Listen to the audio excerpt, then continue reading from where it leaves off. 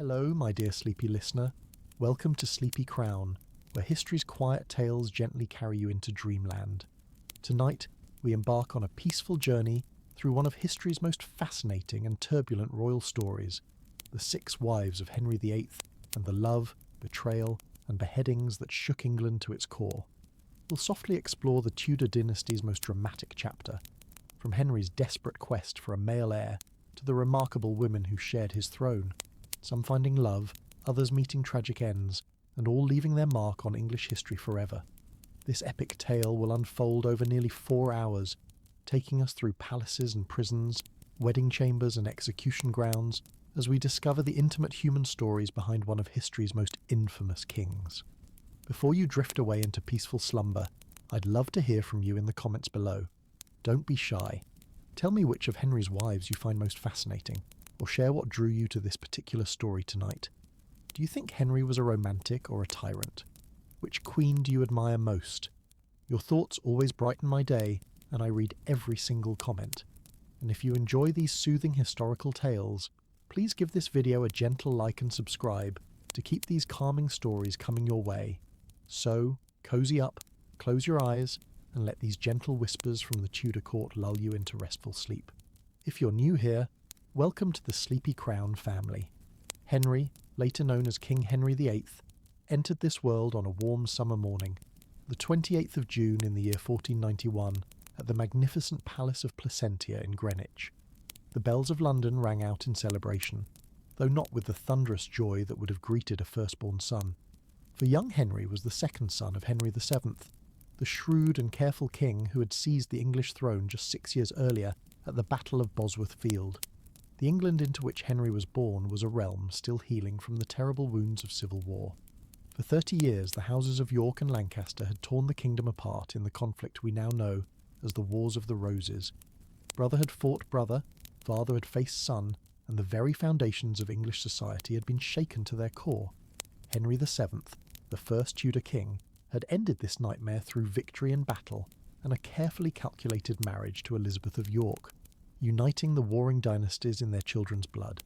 But peace, though precious, remained fragile. The Tudor dynasty was new, its roots shallow in English soil. Henry VII knew that every day he spent on the throne, he was watched by those who remembered other kings, other claims, other possibilities. This awareness shaped every decision he made, every alliance he forged, and every hope he harboured for his children's futures. The Palace of Placentia, where Henry was born, was itself a symbol of this new Tudor grandeur. Built on the banks of the Thames, its red brick walls and elegant gardens spoke of a monarchy confident enough to build for beauty as well as defence. Here, in chambers hung with cloth of gold and warmed by great fireplaces, the royal family lived in a luxury that would have seemed impossible during the dark years of civil war. Young Henry's birth chamber was prepared with all the ceremony befitting a royal prince. The finest linens from Flanders covered the great bed where his mother, Elizabeth of York, laboured to bring him into the world. Tapestries depicting the deeds of ancient heroes adorned the walls, and silver vessels held the holy water that would soon baptise the new prince. The air was thick with the scent of incense and the whispered prayers of the royal chaplains who waited to welcome this new soul into Christendom. When Henry finally emerged into the world, red-faced and crying lustily, the midwives and physicians who attended his birth noted his robust constitution and the strength of his voice. These seemed good omens for a prince, even a second son. But none who witnessed his first breath could have imagined that this squalling infant would grow to become one of England's most notorious monarchs, a king whose quest for love and heirs would transform not only his own life, but the very soul of England itself. The baby prince was immediately wrapped in swaddling clothes of the finest silk, embroidered with the Tudor rose and the Beaufort portcullis, symbols of his father's hard-won victory and his mother's royal lineage. As he was carried through the palace corridors to be presented to his father, the courtiers who glimpsed him saw not just a second son, but a vital insurance policy for the Tudor dynasty. In an age when death could claim even the strongest man without warning, having a spare heir was as important as having the primary one. King Henry VII received news of his son's birth while meeting with his council in the Great Hall of Greenwich Palace. The messenger who brought word found the king deep in discussion with his advisers about trade agreements with the Low Countries. For Henry VII was above all a practical man who understood that England's strength lay not just in the prowess of her knights, but in the prosperity of her merchants and the fullness of her treasury. When told that his queen had been safely delivered of another son, Henry VII allowed himself a moment of satisfaction. Here was another pillar to support the Tudor throne, another weapon in his arsenal against those who might question his family's right to rule. He immediately ordered prayers of thanksgiving to be said in every church in London, and commanded that wine be distributed to the common people so that they might celebrate the birth of their new prince. But even as London celebrated, Henry VII was already planning his new son's future. In the complex chess game of European politics, royal children were valuable pieces to be moved carefully across the board. Marriages, alliances, and diplomatic arrangements would all centre around the strategic value of princes and princesses. Young Henry might be only days old, but his father was already considering which foreign power might best serve Tudor interests as his future in-laws. The christening of Prince Henry took place 3 days after his birth in the Chapel Royal at Greenwich, with all the pomp and ceremony the Tudor court could muster. The font, a massive silver creation gifted to the royal family years earlier, had been polished until it gleamed like starlight. The chapel itself was adorned with tapestries and banners, while the sweet voices of the royal choir filled the sacred space with music that seemed to come from heaven itself. The baby prince was carried to his christening by his grandmother, the formidable Margaret Beaufort, a woman whose life had encompassed some of the most turbulent decades in English history. She had seen kings rise and fall, had plotted and prayed for her son's victory, and now held in her arms the future of the dynasty she had helped to establish. As the holy water touched Henry's forehead, and the bishop pronounced the ancient words of baptism, Margaret Beaufort whispered her own prayers for this child's safety and success. Among the godparents chosen for Prince Henry was the Earl of Oxford, a man whose loyalty to the Tudor cause had been tested in battle and found true. Also present was the Archbishop of Canterbury himself, representing the blessing of the Church upon this new prince. These choices were not random. Every person selected to play a role in Henry's christening had been chosen to reinforce the legitimacy and strength of the Tudor dynasty. As the ceremony concluded and the royal family processed back through the palace corridors, baby Henry slept peacefully in his nurse's arms, unaware of the great expectations already settling upon his small shoulders. The courtiers who watched this procession saw a dynasty confident in its future, a royal family blessed with not one but 2 healthy sons to carry their bloodline forward into the uncertain years ahead. Prince Henry's earliest years were spent in the gilded cage of royal childhood, surrounded by luxury but constrained by the rigid protocols that governed every aspect of royal life. The nursery prepared for him at Greenwich Palace was a wonder to behold, with walls painted in bright colours depicting scenes from classical mythology and Christian scripture. The ceiling was adorned with gold stars against a blue background, creating the impression of sleeping beneath the very heavens themselves. The young prince's days followed a carefully structured routine designed to begin shaping him into the nobleman he was destined to become. He awoke each morning in a bed hung with silk curtains, attended by nurses who had been carefully selected not just for their skill, but for their absolute loyalty to the Tudor crown. These women, who had become the most important figures in his early life, understood that they were not merely caring for a child, but nurturing the future of England itself. Henry's nurse, Anne Luke, was a gentlewoman of impeccable reputation who had previously served other noble families.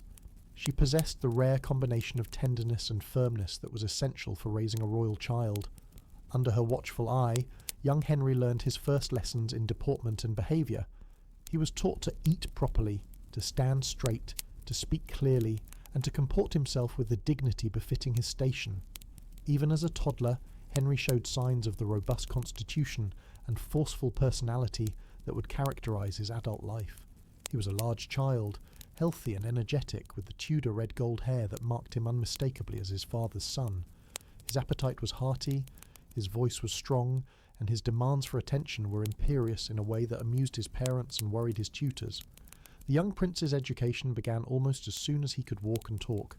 Royal children were expected to master not just the basic skills of literacy and numeracy, but a whole range of accomplishments that would prepare them for their roles as leaders of Christian Europe. Henry's first tutor was John Skelton, a renowned scholar and poet who had also served as tutor to Prince Arthur. Skelton was a man of great learning, but also possessed of a ribald sense of humour that sometimes scandalised the more serious members of the royal household. Under Skelton's guidance, Henry began to learn Latin, the universal language of educated Europeans. The little prince proved an apt pupil, quickly grasping the intricacies of grammar and syntax that confounded many adult students. His memory was remarkably good, and he delighted in reciting long passages from classical authors, earning praise from his tutors and proud smiles from his parents. But Latin was only the beginning of Henry's education. He also began to study French, the language of diplomacy and culture throughout Europe. This came easily to him, perhaps because his grandmother Margaret Beaufort spoke French fluently and often conversed with him in that language during their time together. Henry's facility with languages would later serve him well in his dealings with foreign ambassadors and his various foreign wives. Music formed another crucial part of the young prince's education, for Renaissance nobility were expected to be as skilled in the arts as they were in warfare and statecraft. Henry showed an early aptitude for music that delighted his tutors and marked him as a true child of the Renaissance. He learned to play the lute with surprising skill for one so young, his small fingers managing the complex fingerings with a dexterity that impressed even experienced musicians. The prince also began to learn singing, his clear boy's voice adding sweetness to the sacred music that filled the royal chapels.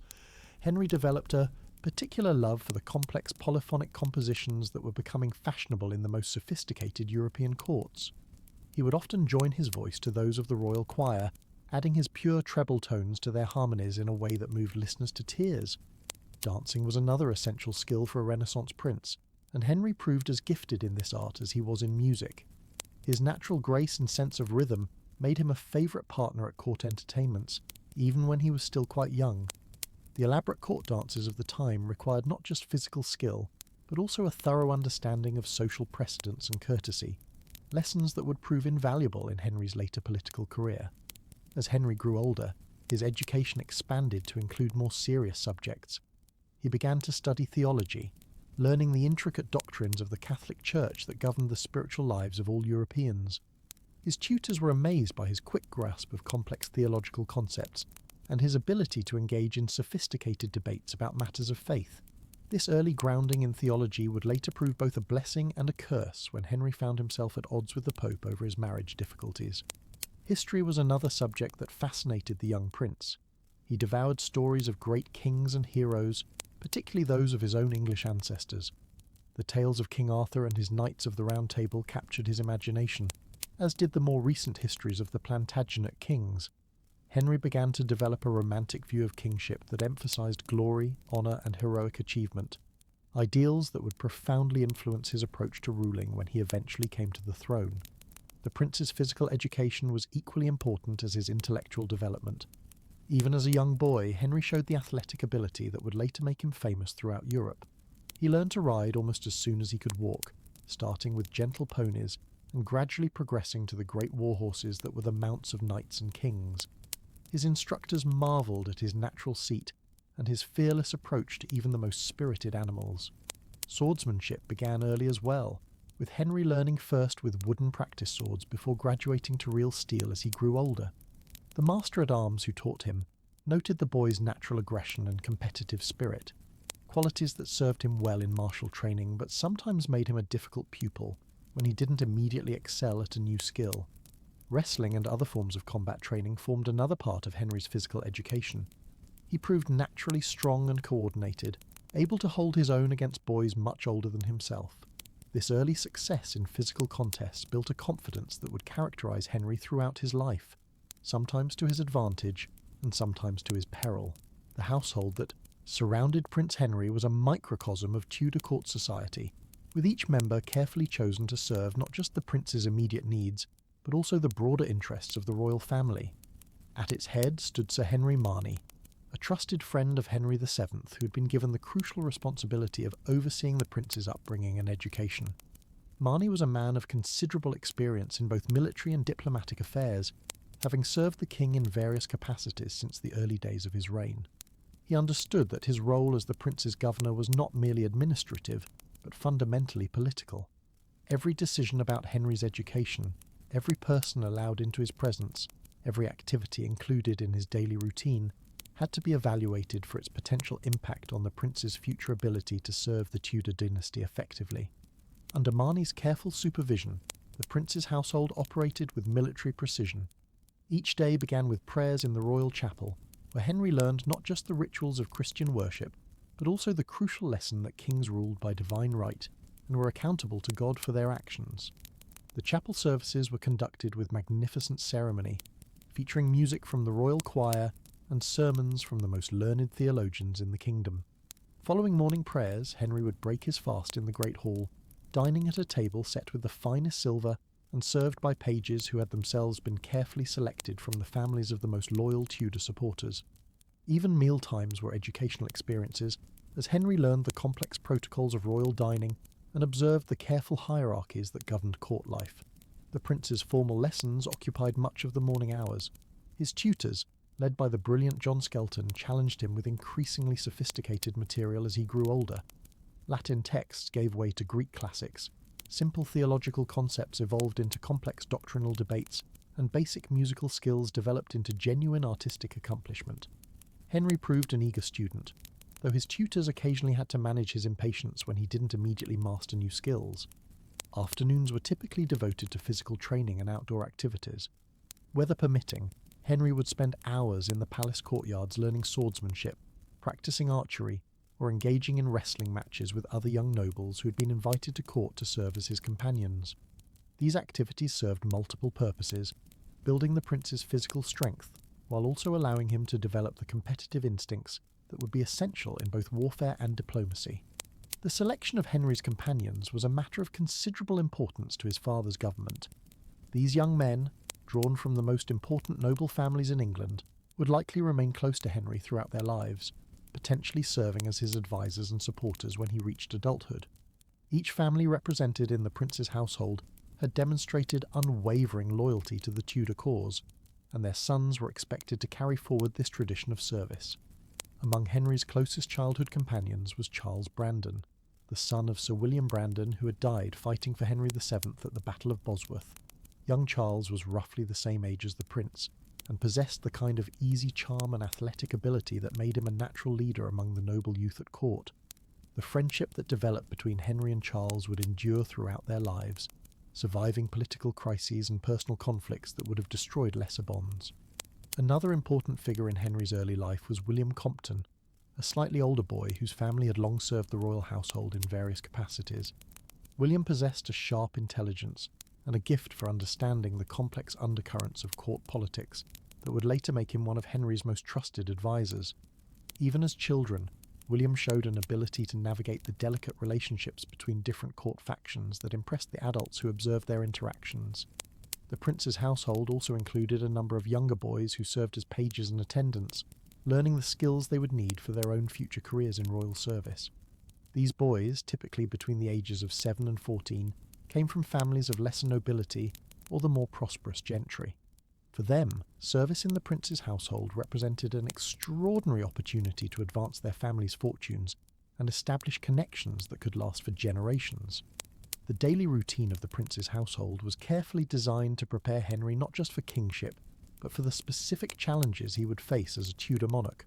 Unlike the children of established dynasties who could rely on ancient traditions and unquestioned legitimacy, Henry was being groomed to rule a kingdom where royal authority had to be constantly reinforced through displays of magnificence, demonstrations of competence, and careful management of competing interests. Evening activities in the prince's household often centred around entertainment and social interaction.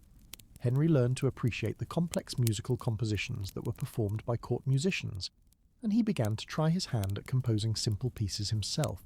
He also participated in theatrical performances, learning to project his voice and command attention in ways that would serve him well when addressing parliaments and foreign ambassadors. The prince's bedtime routine was as carefully structured as every other aspect of his daily life. Before retiring to his chambers, Henry would again attend prayers, often participating in private devotions with his personal chaplain. These quiet moments of reflection were considered essential for developing the spiritual foundation that was expected to guide all his future actions as a Christian king. While young Prince Henry was growing up in the carefully ordered world of the Tudor court, momentous events were unfolding that would profoundly shape his future. In the palaces of Spain, another royal child was also being prepared for a destiny that would intertwine with Henry's in ways that none could yet imagine.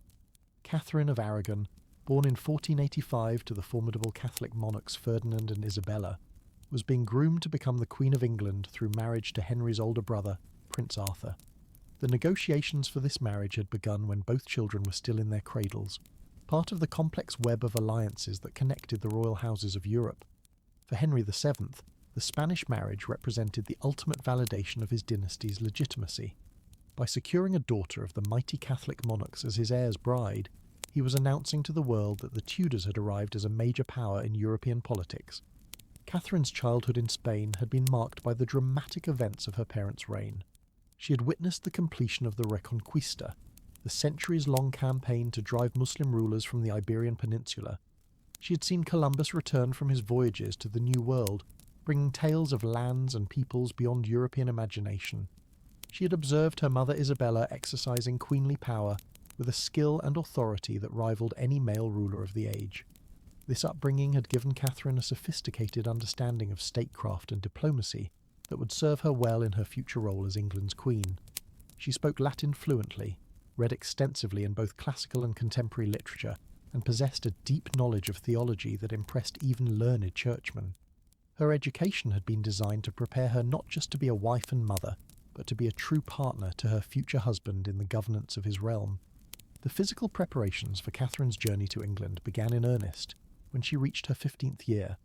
Spanish craftsmen worked for months to create a wardrobe worthy of a future Queen of England, with gowns of silk and velvet adorned with pearls and precious stones.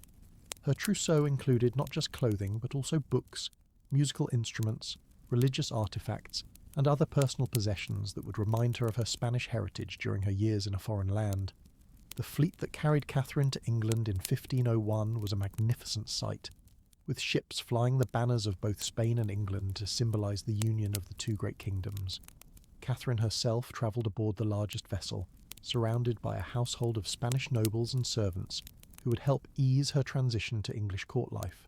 The journey was long and sometimes dangerous, with storms in the Bay of Biscay, testing the courage of even the most experienced sailors. When Catherine's fleet finally appeared off the English coast, it was met by representatives of Henry VII, who had been waiting for weeks for news of the Spanish princess's arrival. The king himself was not present for her landing. Royal protocol demanded that their first meeting be carefully choreographed to maximise its political and ceremonial impact. Instead, Catherine was greeted by a carefully selected group of English nobles who had been instructed to treat her with the utmost courtesy and respect. The Spanish princess's first steps on English soil were witnessed by crowds of curious onlookers who had gathered to catch a glimpse of their future queen. Contemporary accounts describe Catherine as a young woman of medium height, with auburn hair and fair complexion, possessed of a dignity and grace that immediately impressed all who saw her. She wore Spanish court dress for the occasion, exotic and colourful garments that marked her as a foreign princess, but also hinted at the cultural richness she would bring to England. Catherine's journey from the coast to London was deliberately designed as a series of magnificent pageants, intended to introduce her to her new subjects and to demonstrate the wealth and power of the alliance between England and Spain. At each stop along the route, local officials presented her with gifts and organised entertainments in her honour. Children dressed as angels sang hymns in Latin, actors performed classical dramas, and musicians played compositions specially written for the occasion. The Spanish princess bore these elaborate ceremonies with a composure that impressed even sceptical observers. She graciously accepted gifts from officials whose names she could not pronounce, smiled warmly at crowds of people whose language she barely understood, and participated in religious services conducted according to English customs that differed subtly but significantly from Spanish practices. Her ability to adapt to these new circumstances while maintaining her own dignity marked her as a true princess who would honour her future role as England's queen. Young Prince Henry, now 10 years old, watched these preparations with keen interest from his place in the royal household. He understood that Catherine's arrival marked a crucial moment in his family's history, the beginning of a new alliance that would strengthen the Tudor dynasty's position in European politics. But he could not have imagined that this Spanish princess, intended as his brother's bride, would eventually become his own wife and the first of the 6 women who would share his throne. The formal reception of Catherine at Lambeth Palace was a ceremony that took weeks to plan and execute properly. Every detail had to be perfect, from the arrangement of banners and tapestries to the precise order in which various nobles would be presented to the Spanish princess. Henry VII himself supervised many of these preparations, understanding that this event would be scrutinised by observers throughout Europe as a measure of English wealth, sophistication, and power.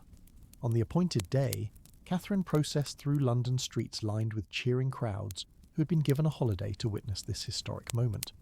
She rode in a litter decorated with cloth of gold and silver, attended by Spanish ladies whose exotic dress and foreign appearance added to the spectacle. The route had been carefully planned to showcase London's most impressive buildings and monuments, demonstrating to the Spanish princess the prosperity and civilization of her new home.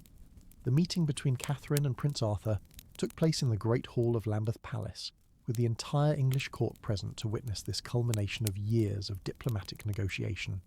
Arthur, now 15 years old and tall for his age, approached his intended bride with a carefully rehearsed speech of welcome in Latin. Catherine responded in the same language, her clear voice carrying easily through the vast hall as she expressed her joy at finally arriving in England and meeting her future husband. The immediate impression created by the young couple was highly favourable. Arthur possessed the fair, good looks that characterised the Tudor men, while Catherine's dignity and grace marked her as a true princess, worthy of becoming England's queen. The Spanish ambassador, who had worked tirelessly to arrange this marriage, wrote to Ferdinand and Isabella that their daughter had been received with honour and that the English court seemed well pleased with their new princess. But even as the formal ceremonies proceeded according to plan, careful observers noted subtle tensions beneath the surface. Catherine's Spanish ladies whispered among themselves in their own language, clearly overwhelmed by the strangeness of English customs and the difficulty of communicating with their new English counterparts. Some English courtiers seemed sceptical about the foreign princess, questioning whether a Spanish wife would truly understand English ways and serve English interests. Young Prince Henry observed all these proceedings with the sharp eyes of a child who had been raised to understand the political implications of every court ceremony. He saw how his brother Arthur struggled to communicate with his intended bride, how the Spanish and English nobles eyed each other with polite suspicion, how his father carefully managed every interaction to maximise political advantage. These early lessons in the complexities of international marriage would prove invaluable when Henry himself later sought foreign brides. The marriage ceremony between Prince Arthur and Catherine of Aragon, which took place on November 14, 1501, at St Paul's Cathedral, was designed to be the most magnificent royal wedding England had ever witnessed. Henry VII spared no expense in creating a spectacle that would announce to all of Europe that the Tudor dynasty had arrived as a major power worthy of respect and alliance from the greatest houses of Christendom. The preparations for this wedding began months in advance, with craftsmen, artists and musicians from across Europe converging on London to contribute their skills to the great celebration. St Paul's Cathedral itself was transformed for the occasion, with tapestries depicting scenes from classical mythology and Christian history adorning every available surface. The great nave was filled with specially constructed galleries to accommodate the hundreds of nobles and foreign ambassadors who would witness the ceremony. The wedding garments worn by Arthur and Catherine were marvels of Renaissance craftsmanship that demonstrated the wealth and artistic sophistication of both England and Spain. Arthur's doublet was made of white satin embroidered with gold thread and decorated with pearls and precious stones that caught the light with every movement. His hose were of silk dyed in the Tudor colours of green and white, while his shoes were of Spanish leather tooled with intricate patterns that honoured his bride's homeland. Catherine's wedding dress was perhaps the most magnificent garment ever created for an English royal bride up to that time. The gown itself was of white silk satin, cut in the Spanish fashion with a fitted bodice and flowing skirt that required yards of the finest fabric. The sleeves were detachable, a Spanish custom that allowed for different sleeve styles to be worn with the same gown. Over this was worn a mantle of cloth of gold lined with ermine, the traditional fur of royalty. The bride's jewellery for the wedding included pieces from both the English and Spanish royal collections, symbolising the union of the two kingdoms that the marriage represented. Catherine wore a crown of gold set with diamonds, rubies and pearls, while her neck was adorned with a collar of roses made from gold and precious stones. Her fingers sparkled with rings that had been passed down through generations of Spanish royalty, connecting her to the long line of queens who had preceded her. The ceremony itself was conducted according to the ancient rites of the Catholic Church, with Latin prayers and hymns that had been sung at royal weddings for centuries. The Archbishop of Canterbury officiated, assisted by bishops and abbots from across England who had been summoned to witness this historic union. The sacred words that bound Arthur and Catherine together were the same that had been spoken at countless weddings, but their political significance gave them a weight and solemnity that moved many observers to tears. Young Prince Henry, now 10 years old and serving as one of his brother's attendants, played a crucial role in the wedding ceremony. Dressed in his finest court costume and bearing himself with the dignity expected of a royal prince, he helped to create the magnificent spectacle that impressed foreign observers and demonstrated the strength and unity of the Tudor family. His participation in these ceremonies also served as valuable training for his own future role as king. The wedding banquet that followed the ceremony was an even more elaborate affair than the religious service itself. The Great Hall of the Bishop of London's palace had been specially prepared for the occasion, with tables arranged according to strict rules of precedence that recognised the rank and importance of each guest. The high table, where Arthur and Catherine sat with the king and queen and the most important foreign dignitaries, was elevated above the rest of the hall and decorated with the finest tapestries and plate that England could provide. The food served at the wedding banquet reflected both English and Spanish culinary traditions, creating a fusion cuisine that honoured both kingdoms involved in the alliance. Multiple courses were served, each more elaborate than the last, with dishes that had been prepared by the finest cooks in London. Swans, peacocks, and other exotic birds were served whole, dressed in their own feathers and presented as centerpieces that were works of art as well as sources of nourishment. Entertainment during the banquet included music, dancing, and theatrical performances that had been specially commissioned for the occasion.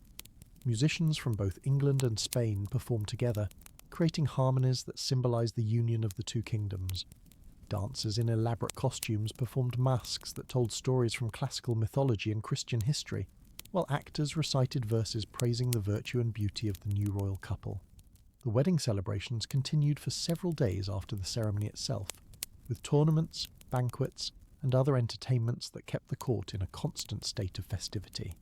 Knights from across Europe participated in jousting competitions that allowed them to display their martial skills while honouring the new royal bride. Arthur himself participated in these tournaments, demonstrating the martial prowess that was expected of English princes and earning praise from foreign observers. But even as London celebrated this magnificent union, careful observers noted signs of the challenges that lay ahead for the young couple. Arthur, though tall and well-formed, seemed frail compared to his younger brother Henry, and there were whispers among the courtiers about his health and stamina. Catherine, for her part, appeared somewhat overwhelmed by the complexity of English court life and the constant need to navigate between her Spanish heritage and her new English identity. The consummation of the marriage was a matter of intense interest to both courts, as the production of heirs was the ultimate purpose of the entire elaborate diplomatic arrangement. According to custom, the newlyweds were escorted to their marriage bed by the assembled nobility, with prayers offered for the blessing of their union and the hope of future princes and princesses who would carry forward the blood of both England and Spain. Young Prince Henry, watching all these ceremonies with the acute observation of a child raised in the sophisticated world of Tudor politics, was receiving an education in the complexities of royal marriage that would profoundly influence his own approach to matrimony in later years. He saw how marriages between royal houses were essentially political treaties made flesh, how the personal happiness of the bride and groom was secondary to the diplomatic advantages their union might provide, and how even the most intimate aspects of royal life were subject to public scrutiny and political calculation. The magnificent wedding celebrations of Arthur and Catherine had barely ended when the young couple departed for Ludlow Castle in Wales, where Arthur would assume his duties as Prince of Wales and begin learning the practical skills of kingship under the guidance of experienced administrators. Ludlow Castle, perched on a hill overlooking the River Teme, had served for generations as the seat of English government in Wales, and it seemed the perfect place for the heir to the throne to begin his apprenticeship in the art of ruling. The castle itself was a formidable fortress that had been built in the early days of English expansion into Wales, but it had been extensively renovated and beautified to serve as a suitable residence for the Prince of Wales and his bride. The Great Hall had been refurbished with new tapestries and furnishings, while the private apartments had been prepared with every comfort that could be provided for the young royal couple.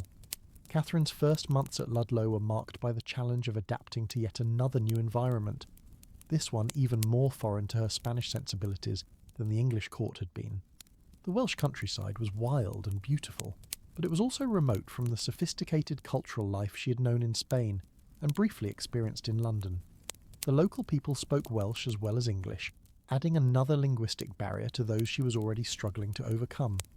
Despite these challenges, the young couple seemed to be adjusting well to their new life together. Arthur threw himself into his duties as Prince of Wales with enthusiasm, working closely with his council to understand the complex political relationships that governed the region. He held court regularly, hearing petitions from local nobles and merchants, and made efforts to tour his principality to meet his future subjects face to face. Catherine, meanwhile, began to establish her own household and routines at Ludlow. She continued her studies in English, working with tutors to improve her command of the language that would be essential for her future role as queen. She also began to learn about English law and customs, understanding that her success as a future queen would depend on her ability to navigate the complex traditions that governed English society. The winter of 1501 to 1502 was particularly harsh, with bitter cold and heavy snows that made travel between Ludlow and London nearly impossible for weeks at a time. The isolation of the Welsh castle was more complete than usual, and the young couple found themselves thrown together in a way that might have allowed their relationship to develop into genuine affection and understanding. But fate, which had already begun to weave its complex patterns around the Tudor dynasty, had other plans for Arthur and Catherine. In the early spring of 1502, a mysterious illness began to spread through the garrison at Ludlow Castle. The sweating sickness, as it came to be called, was a terrifying disease that could kill strong men within hours of the first symptoms appearing. The sweating sickness was one of the great medical mysteries of the Tudor age, a disease that seemed to strike England with particular severity, and whose symptoms defied the understanding of even the most learned physicians. Victims would suddenly develop high fevers, followed by profuse sweating that could literally drain the life from their bodies. Some sufferers recovered completely, while others died within a day or two of falling ill, and medical men could find no pattern that might explain who would live and who would die. When the sweating sickness reached Ludlow Castle in March 1502, both Arthur and Catherine fell victim to its mysterious power. The prince, who had never been particularly robust despite his height and apparent health, was struck down first, developing the characteristic fever and sweats that marked the onset of the disease. Catherine, too, became ill, though her symptoms seemed less severe than those afflicting her young husband. The physicians summoned to treat the royal couple were among the most skilled medical men in England, but they could offer little beyond prayers and the traditional remedies that had proved inadequate against this mysterious disease. Arthur was bled repeatedly in an attempt to reduce his fever, and various herbal concoctions were administered to try to strengthen his constitution against the ravages of the illness. For several days the outcome hung in the balance as both Arthur and Catherine battled the disease that had already claimed several members of the castle's garrison. Catherine, perhaps strengthened by her Spanish constitution, or simply favoured by fortune, began to show signs of recovery after a week of illness. Her fever broke, the sweating subsided, and she was able to take nourishment again, though she remained weak and exhausted from her ordeal. Arthur's case proved far more serious. The young prince, who had celebrated his 16th birthday just months earlier, seemed unable to rally against the disease that was slowly draining his strength. His fever remained high despite all attempts to reduce it, and the sweating that gave the disease its name continued unabated, leaving him increasingly weak and dehydrated. The final days of Arthur's illness were marked by a desperate struggle between his physicians and the mysterious force that seemed determined to claim the heir to the English throne. Every remedy known to medical science was attempted: bleeding, purging, the application of hot and cold compresses, the administration of various herbal preparations that had been brought from distant lands by merchants and travellers. Catherine, as soon as she was strong enough to leave her own sickbed, insisted on nursing her husband personally, despite the protests of his physicians and the Spanish ladies who comprised her household. She sat by his bedside for hours at a time, bathing his fevered brow with cool cloths and trying to persuade him to take small sips of the broths and medicines that might help sustain his failing strength. The young princess later described these final days as the most terrible of her life up to that point. She watched helplessly as the young man she had married just months earlier slowly slipped away from her, victim of a disease that neither prayer nor medical skill could overcome. The isolation of Ludlow Castle made the tragedy even more poignant, as word of Arthur's condition could not reach London quickly enough for the king and queen to arrive before their son's death. On April 2nd, 1502, Prince Arthur breathed his last in the great bedchamber at Ludlow Castle, with Catherine holding his hand and his Welsh attendants kneeling in prayer around the bed. The heir to the English throne, the prince for whom such great plans had been made, and in whom such hopes had been invested, was dead at the age of 15, leaving behind a grieving widow and a dynasty suddenly vulnerable to the uncertainties that surrounded royal succession. The news of Arthur's death reached London after a frantic ride by royal messengers who had been dispatched from Ludlow as soon as it became clear that the prince was dying. King Henry VII, who had built his entire political strategy around the assumption that Arthur would succeed him and continue the Tudor line, received the news while holding court at Greenwich Palace.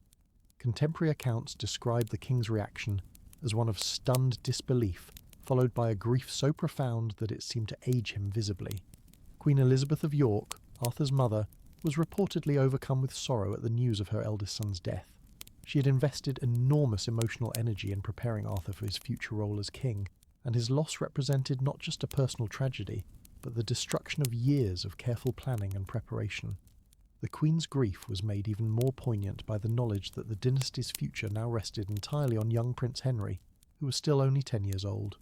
For Catherine, widowed at the age of 16 in a foreign land where she had few friends and limited command of the language, Arthur's death created a crisis that would dominate the rest of her life. Her status was suddenly uncertain.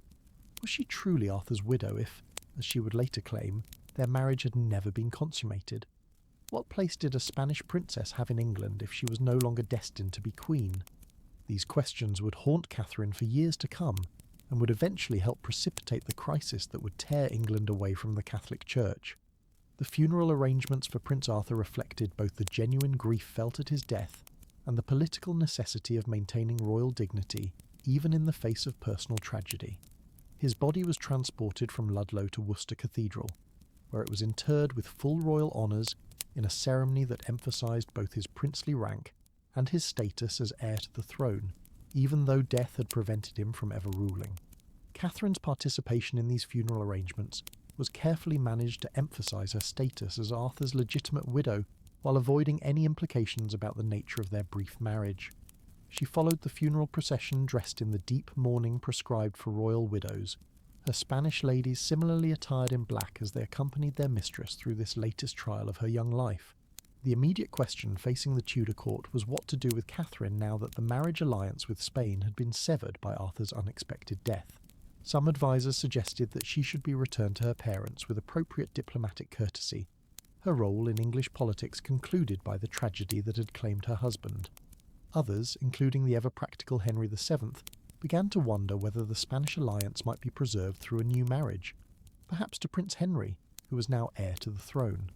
Young Henry himself, observing these events with the sharp intelligence that characterised the Tudor family, was receiving an education in the precarious nature of royal life that would profoundly influence his later actions as king. He saw how quickly death could overturn the most carefully laid plans, how the loss of a single person could threaten the stability of an entire dynasty, and how personal tragedies inevitably became matters of state policy. The 10-year-old prince also observed the predicament of his widowed sister-in-law, with an attention that suggested an early understanding of the complex relationship between personal affection and political necessity that characterised royal marriages. Catherine's dignity in the face of her loss impressed him, as did her obvious intelligence and the grace with which she conducted herself, despite the uncertainty of her position. With Arthur's death, young Prince Henry suddenly found himself thrust into the role of heir apparent, a position for which he had received little specific preparation since his brother had always been expected to inherit the throne.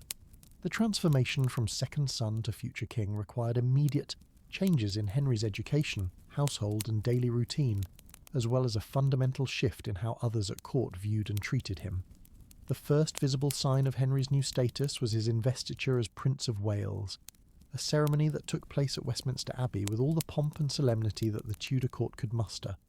At 11 years old, Henry was perhaps too young to fully understand the weight of the responsibilities being placed upon his shoulders, but he carried himself with a dignity and composure that impressed all who witnessed the ceremony. The Prince of Wales' investiture was an ancient ritual that connected Henry to centuries of English royal tradition, while also serving as a public announcement that the Tudor dynasty remained strong despite the loss of its original heir. Henry knelt before his father to receive the golden coronet that marked his new rank, while the assembled nobility swore oaths of loyalty that bound them to support his eventual succession to the throne. Henry's education was immediately restructured to prepare him more specifically for his future role as king. New tutors were brought in to supplement the excellent foundation that John Skelton had already provided, with particular emphasis on subjects that would be essential for effective royal leadership. History received greater attention, with Henry studying not just the classical examples that had previously dominated his curriculum, but also detailed accounts of English royal government and the particular challenges that had faced previous monarchs. The study of law became a crucial component of Henry's new educational programme, as his advisers understood that effective kingship required a thorough understanding of both common law and the royal prerogatives that distinguished kingly power from that of other nobles. Henry proved an able student of legal principles, though his later actions as king would sometimes suggest that he viewed law more as a tool to be used than as a constraint to be respected. Diplomatic skills received enhanced attention in Henry's revised curriculum, with experienced ambassadors and court officials instructing him in the complex art of international relations. He learned about the various European powers and their competing interests, the role of marriage alliances in maintaining political stability, and the delicate balance between military strength and diplomatic negotiation that characterized successful royal leadership. Henry's physical training was also intensified to prepare him for the martial aspects of kingship that remained crucial in an age when kings were expected to lead their armies in person.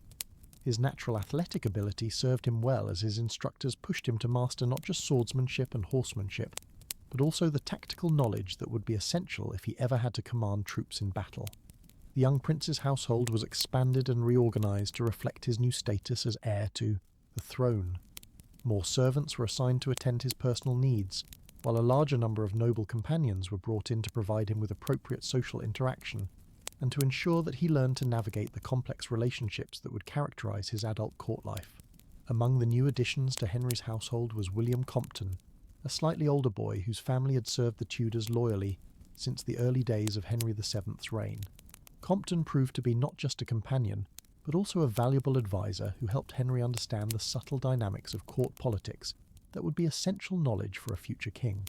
Charles Brandon continued to serve as one of Henry's closest friends, their boyhood relationship deepening into the kind of loyalty that would prove invaluable when Henry eventually came to the throne. Brandon's natural leadership abilities and his skill in martial pursuits made him an ideal companion for a prince who would one day need to command the respect and loyalty of England's warrior nobility. The death of Arthur had also created new possibilities for Catherine of Aragon, though these would take years to fully develop. Henry VII, ever conscious of the political advantages that the Spanish alliance had offered, began to consider whether his remaining son might be married to his brother's widow, thus preserving the diplomatic benefits that Arthur's death had threatened to destroy.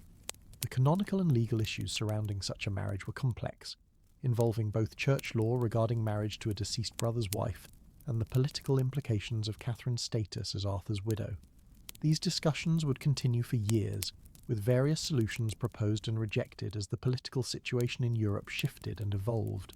Young Henry himself was drawn into these discussions as he grew older, learning valuable lessons about the intersection of personal desires and political necessities that characterized royal marriage. He observed the careful negotiations between English and Spanish representatives, the theological debates about the validity of different marriage arrangements, and the ways in which individual happiness was subordinated to dynastic requirements. As Henry grew into adolescence, his personality began to show the traits that would characterize his adult reign. He was naturally confident and assertive, comfortable with the attention and deference that his royal status brought him. He possessed a quick intelligence that allowed him to master new subjects rapidly, though he sometimes showed impatience with details that bored him or failed to capture his imagination. The prince also demonstrated an early appreciation for magnificence and display that would later characterize his court as king. He loved rich clothing, elaborate ceremonies, and public occasions where he could demonstrate his royal dignity to admiring crowds. This taste for splendor reflected not just personal preference, but also a sophisticated understanding of the role that pageantry played in maintaining royal authority. Henry's relationships with his tutors and advisors revealed both his intellectual capacity and his strong will. He was capable of genuine respect for those who could teach him something valuable, but he also showed early signs of the impatience with contradiction that would later make him such a dangerous master to serve. Even as a teenager, Henry expected others to recognize his superior status and to defer to his judgment on matters he considered within his competence. The prince's religious education continued to be a crucial component of his preparation for kingship, as his advisers understood that royal authority in Christian Europe depended on the monarch's ability to present himself as a defender of the faith and a model of Christian virtue. Henry proved an apt student of theology, developing the kind of detailed knowledge of church doctrine that would later enable him to engage in sophisticated debates with bishops and theologians. But perhaps the most important lesson Henry learned during these formative years was the fundamental truth that royal marriage was too important to be left to personal preference or romantic inclination. As he watched the complex negotiations surrounding Catherine's future and observed his father's careful consideration of various diplomatic possibilities, he absorbed the understanding that kings married for reasons of state, not for love. This lesson would profoundly influence Henry's later approach to matrimony, creating expectations and assumptions that would shape his relationships with all 6 of his eventual wives. The romantic idealism that characterized much of Renaissance culture existed in constant tension with the political realism that governed royal marriage, and Henry would spend much of his adult life trying to reconcile these competing demands. In the months following Arthur's death, Catherine of Aragon found herself in an increasingly precarious position at the English court. As a 16-year-old widow in a foreign land, her future depended entirely on the diplomatic calculations of men who viewed her primarily as a political asset, rather than as a grieving young woman deserving of sympathy and support. The Spanish ambassador, Dr. Rodrigo González de Puebla, worked tirelessly to preserve the alliance between England and Spain that Catherine's marriage to Arthur had been designed to cement. A man of considerable diplomatic skill and unwavering loyalty to the Catholic monarchs, Puebla understood that Catherine's value as a bargaining chip depended on maintaining the fiction that her brief marriage to Arthur had been legitimate and consummated, even though this interpretation of events would later create enormous complications. Catherine herself was placed in the impossible position of having to navigate between conflicting pressures and expectations while dealing with her own grief and uncertainty about the future. Her Spanish advisers urged her to maintain her dignity as Arthur's legitimate widow, while also making herself agreeable to her English hosts, who would ultimately determine her fate. The young princess handled these challenges with a grace and intelligence that impressed even those who had initially been sceptical about her suitability as a future Queen of England. She continued her studies of English language and customs, understanding that her survival at the English court depended on her ability to demonstrate her value as a potential diplomatic asset. Henry VII's attitude toward Catherine was complex and evolved slowly, as the political situation in Europe shifted and new possibilities emerged.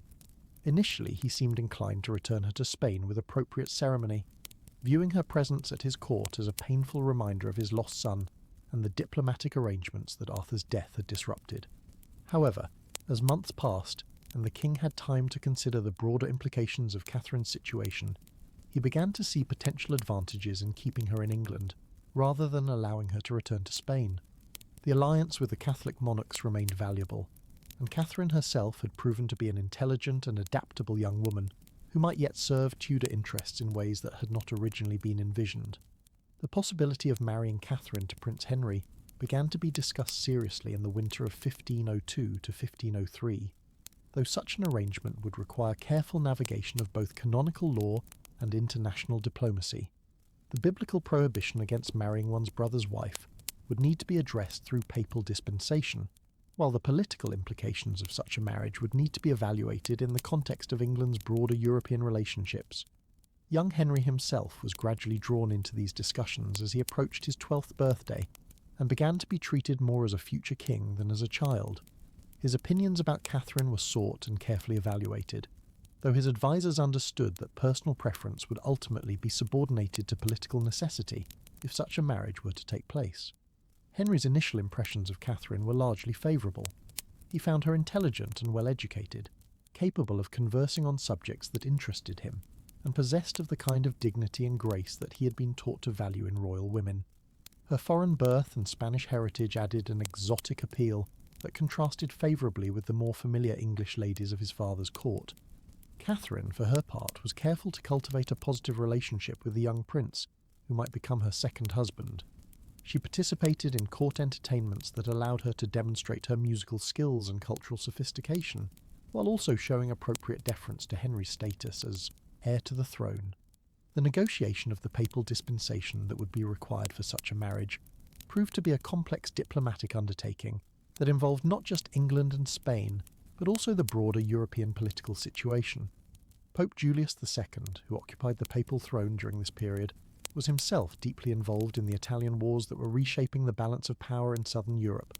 The terms of the eventual dispensation reflected the delicate canonical issues raised by a marriage between a man and his deceased brother's wife.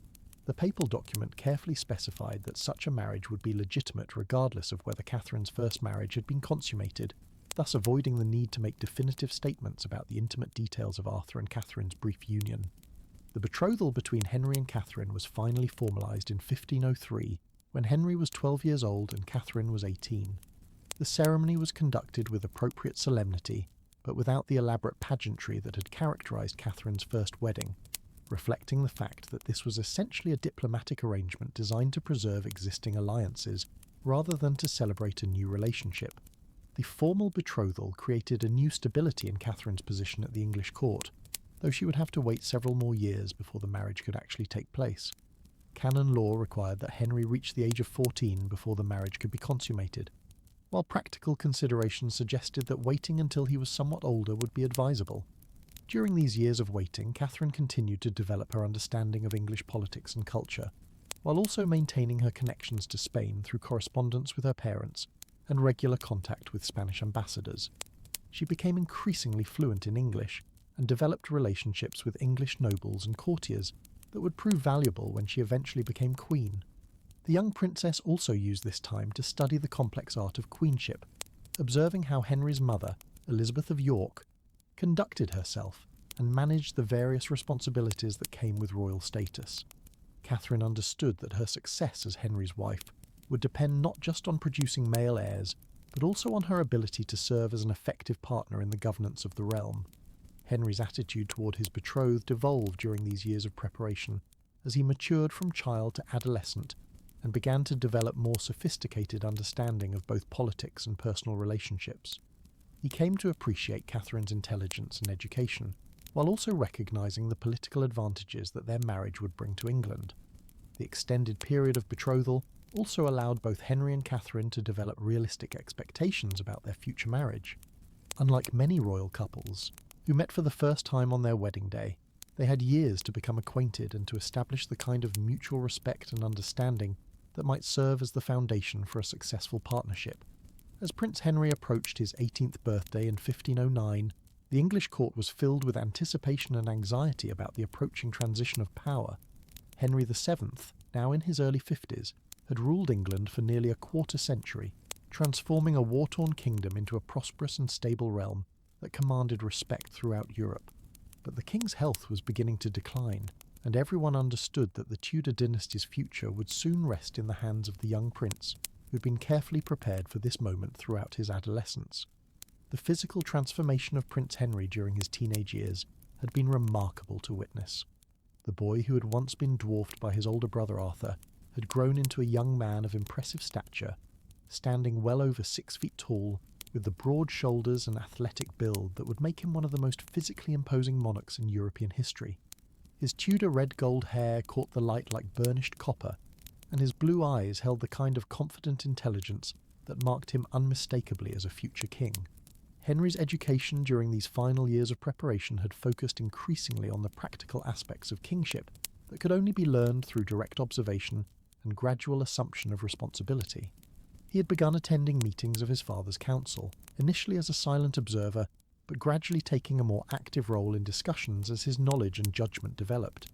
The prince's natural charisma and quick wit made him popular among the nobility and courtiers who would one day serve under his rule. Unlike his father, who had always maintained a certain distance from his subjects born of his insecurity about his own claim to the throne, Henry possessed the kind of easy confidence that came from being born to royal rank. He could joke with stable boys and debate with bishops with equal facility, adapting his manner to suit his audience while never forgetting his own superior status. Henry's interests during these years reflected the Renaissance ideals that were beginning to transform European culture. He read voraciously, devouring works of history, theology, and classical literature that expanded his understanding of the world beyond England's borders. He composed music with genuine skill, creating songs and instrumental pieces that were performed at court to great acclaim. The prince's athletic abilities had also continued to develop, making him a formidable competitor in the tournaments and sporting contests that were such an important part of court life. He excelled at jousting, wrestling and tennis, often defeating opponents who were older and more experienced. These victories did much to enhance his reputation as a true Renaissance prince who could excel in both intellectual and physical pursuits. Henry's relationship with Catherine of Aragon during these final years of their betrothal had evolved into something approaching genuine affection and mutual respect. The young woman who had arrived in England as a frightened 16-year-old widow had matured into an accomplished and sophisticated princess who could hold her own in any company. Her intelligence and education impressed Henry, while her dignity and grace suggested that she would make an admirable queen. Catherine, now in her early 20s, had used her years at the English court to develop a deep understanding of the kingdom she was destined to rule alongside Henry. She had learned to speak English fluently, studied English law and custom, and cultivated relationships with noble families who would be crucial to her success as queen. Her Spanish heritage remained an important part of her identity, but she had truly become an English princess in all but birth. The international situation in 1509 provided both opportunities and challenges for the incoming reign. The major European powers, France, Spain, and the Holy Roman Empire, were locked in complex conflicts that created possibilities for English intervention and influence. Henry VII's careful diplomacy had kept England largely out of these wars while building up the royal treasury and strengthening the kingdom's defences. Young Henry, however, had different ideas about England's role in European affairs. Where his father had been cautious and calculating, preferring diplomacy to warfare and profit to glory, the prince dreamed of military campaigns that would establish him as one of the great warrior kings of European history. He had studied the careers of legendary figures like King Arthur and Edward III, and he longed to add his own name to the roll of English monarchs who had won fame through martial achievement. The death of Henry VII on April 21st, 1509, marked the end of an era and the beginning of what would prove to be one of the most dramatic and consequential reigns in English history. The old king died peacefully at Richmond Palace, surrounded by his closest advisers and secure in the knowledge that he was leaving his throne to a son who possessed both the ability and the determination to build upon the foundation he had laid. The transition of power proceeded smoothly, with Henry VIII being proclaimed king immediately upon his father's death. The young monarch, now 17 years old, was physically and intellectually prepared for the challenges of rulership, while the stability of the realm his father had bequeathed him provided a solid foundation for whatever policies he chose to pursue. One of Henry's first acts as king was to fulfill his long-standing betrothal to Catherine of Aragon by announcing their immediate marriage. This decision was both personally and politically astute, demonstrating Henry's honour in fulfilling commitments made during his father's reign, while also preserving the valuable Spanish alliance that had been such an important part of Tudor foreign policy. The announcement of the royal marriage was greeted with enthusiasm throughout England, where Catherine had become genuinely popular during her years at court. The English people saw in her a princess who had proven her loyalty to their kingdom through her years of patient waiting, and they looked forward to the stability and prosperity that a successful royal marriage might bring. Henry's decision to marry Catherine immediately also reflected his understanding that a king needed to secure the succession as quickly as possible. At 17, he was young and healthy, but the recent memory of Arthur's sudden death served as a reminder that royal lives could be cut short without warning. By marrying promptly and beginning the process of producing heirs, Henry was taking the first crucial step toward ensuring the Tudor dynasty's survival.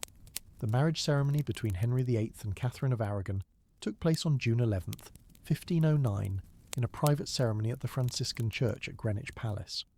Unlike Catherine's first wedding to Arthur, which had been designed as a magnificent public spectacle, this second marriage was conducted with relative simplicity, reflecting both the recent death of Henry VII and the practical nature of an arrangement that had been years in the planning. Despite the ceremony's modest scale, every detail was carefully orchestrated to emphasize the legitimacy and significance of the union. Henry, now 18 years old and every inch a king, wore robes of state that proclaimed his royal dignity to all who witnessed the ceremony. Catherine, 23 and poised, with the confidence that came from years of preparation for this moment, was dressed in robes that combined English and Spanish elements, symbolizing the union of the two kingdoms that their marriage represented. The ceremony was conducted according to the ancient rites of the Catholic Church, with Latin prayers and hymns that had sanctified royal marriages for centuries. The Bishop of London officiated assisted by other high-ranking clergy who understood the political as well as spiritual significance of the union they were witnessing. The sacred words that bound Henry and Catherine together were the same that had been spoken at countless royal weddings, but their personal and political implications gave them a weight that moved even cynical observers. The wedding guests included only the most important members of the English nobility and the representatives of foreign powers who happened to be at court at the time. Unlike the elaborate celebrations that had marked Catherine's first wedding, this ceremony was designed to emphasise the dignity and solemnity of the occasion, rather than to serve as a display of royal magnificence. Henry's demeanour during the ceremony reflected his understanding of the moment's significance.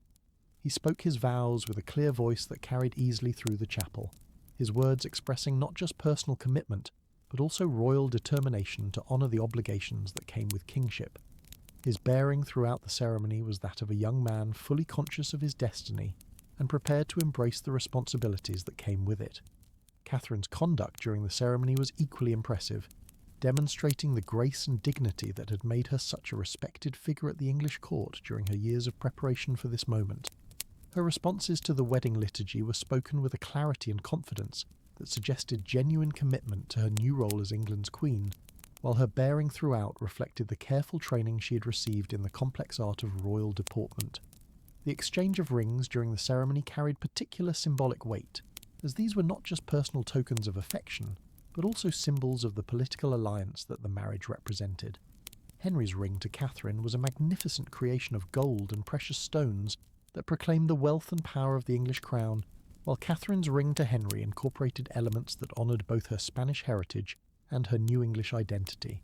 The conclusion of the marriage ceremony was marked by prayers for the blessing of the union and the hope of future heirs who would carry forward the blood of both England and Spain. These prayers reflected the understanding of all present that the ultimate purpose of the marriage was not just the personal happiness of the bride and groom, but the production of princes and princesses who would secure the Tudor dynasty's future. The wedding feast that followed the ceremony was more elaborate than the religious service itself, though still modest by the standards of major royal celebrations. The Great Hall at Greenwich Palace had been prepared for the occasion with tapestries and decorations that honoured both the English and Spanish royal houses, while the menu featured dishes that reflected the culinary traditions of both kingdoms. Henry and Catherine sat together at the high table, their conversation and demeanour suggesting a couple who were comfortable with each other and optimistic about their future together. The years of their betrothal had allowed them to develop a relationship based on mutual respect and shared interests, creating a foundation that many royal couples lacked when they met for the first time on their wedding day. The entertainment provided during the wedding feast included music, dancing, and other performances that had been specially arranged for the occasion. Musicians from both England and Spain performed together, creating harmonies that symbolised the union of the two kingdoms, while dancers in elaborate costumes presented masks that told stories of love, loyalty, and royal virtue. Henry himself participated, actively in the entertainment, demonstrating the musical skills that had become one of his most admired accomplishments. He performed both vocal and instrumental pieces, his clear tenor voice and skilled playing earning applause from guests who were genuinely impressed by their new king's artistic abilities. These performances served not just as entertainment, but also as demonstrations of the Renaissance ideals that Henry hoped would characterise his reign. Catherine also contributed to the evening's entertainment, though in a more restrained manner appropriate to her new status as queen. Her participation in the musical performances demonstrated her own considerable skills, while also showing her willingness to embrace the cultural traditions of her adopted homeland. Her ability to perform English songs as well as Spanish ones suggested the successful integration of her two identities that had taken years to achieve. The wedding celebrations concluded with the traditional ceremony of bedding the bride and groom, though this was conducted with more dignity and less public display than had sometimes characterised such occasions in the past. The symbolic importance of the marriage's consummation was understood by all present, but the actual ceremony was brief and respectful, reflecting both Henry's natural dignity and Catherine's status as a mature woman rather than a frightened girl. As the newlyweds retired to their marriage chamber, accompanied by the prayers and good wishes of their guests, they carried with them the hopes and expectations of an entire kingdom. Their marriage represented not just a personal union, but a political alliance that could strengthen England's position in European affairs, while also providing the stable succession that was essential for domestic peace and prosperity. The early months of Henry and Catherine's marriage were marked by a happiness and harmony that seemed to bode well for both their personal relationship and the kingdom they now ruled together. The young royal couple appeared genuinely devoted to each other, their public appearances characterised by the kind of mutual affection and respect that suggested their union had transcended its originally political purposes to become a true partnership. Henry's transformation from prince to king had been remarkably smooth, aided by his natural charisma and the excellent preparation he had received during his years as heir apparent. At 18, he possessed the kind of confident authority that made others eager to follow his lead, while his combination of intellectual ability and physical prowess marked him as a true Renaissance monarch who could excel in any endeavour he chose to pursue. The new king's court quickly became a centre of learning and culture that attracted scholars, artists, and musicians from across Europe. Henry's own interests in music, theology, and literature set the tone for a court atmosphere that prized intellectual achievement as highly as martial prowess. The royal library was expanded, new musical compositions were commissioned, and learned debates on theological and philosophical topics became regular features of court life. Catherine proved to be an ideal partner for Henry in creating this atmosphere of Renaissance sophistication. Her excellent education and natural intelligence made her a valued participant in the intellectual discussions that flourished at court, while her grace and dignity in ceremonial occasions enhanced the reputation of the English court throughout Europe. Foreign ambassadors reported to their masters that England now possessed a queen who could hold her own with the most accomplished princesses of any European court. The Queen's influence on court culture extended beyond intellectual matters to include questions of morality and religious observance. Catherine's deep personal piety and commitment to Catholic doctrine helped to set a tone of spiritual seriousness that balanced the court's pursuit of learning and pleasure. Her support for charitable works and her personal involvement in caring for the poor and sick earned her genuine admiration from both nobles and commoners. Henry's physical vigour during these early years of his reign was legendary throughout Europe. He stood over 6 feet tall in an age when most men were significantly shorter, and his athletic abilities in jousting, wrestling and tennis were the subject of admiring comment from foreign visitors. His daily routine included several hours of vigorous exercise, and he participated personally in the tournaments and sporting contests that were such important features of court life. The young king's intellectual pursuits were equally impressive. He read extensively in Latin, Greek and modern languages, engaging with works of theology, history and classical literature that demonstrated his scholarly abilities. His own compositions, both musical and literary, showed genuine talent that went far beyond the usual accomplishments expected of royal dilettantes.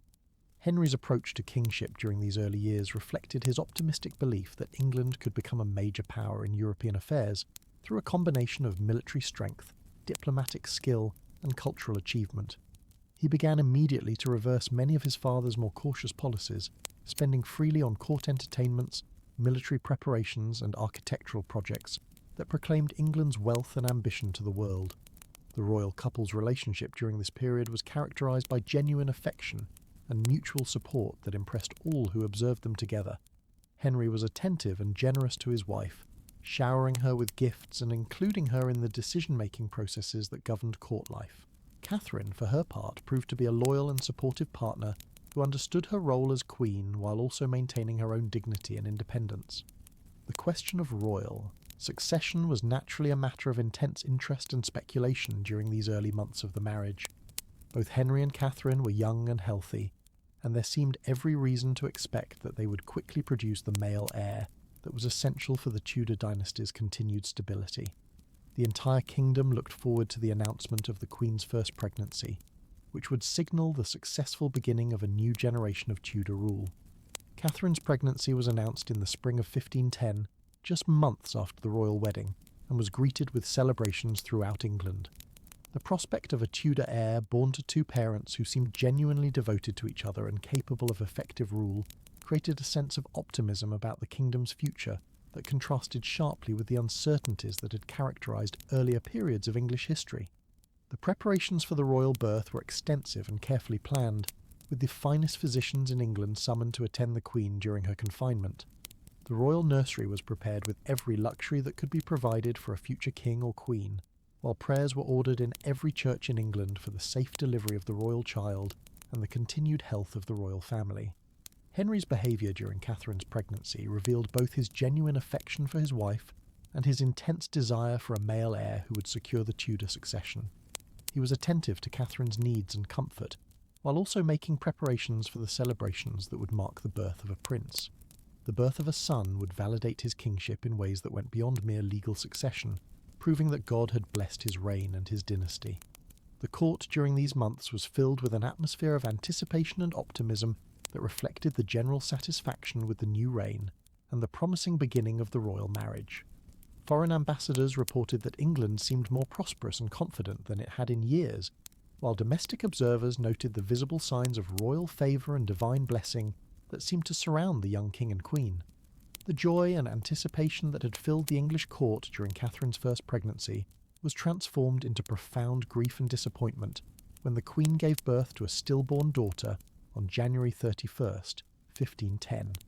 The child, who had been carried to full term and eagerly awaited by parents and subjects alike, never drew breath, leaving Henry and Catherine to face their first major crisis as both spouses and monarchs.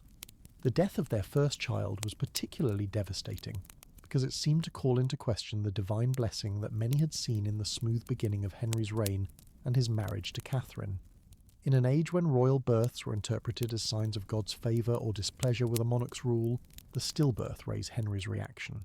To Elizabeth's birth revealed the complex mixture of joy and frustration that characterised his response to most of his children.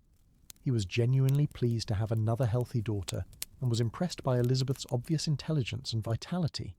But he could not forget that the ultimate goal of his marriage to Anne had been to produce a male heir who would secure the Tudor succession beyond any possible challenge.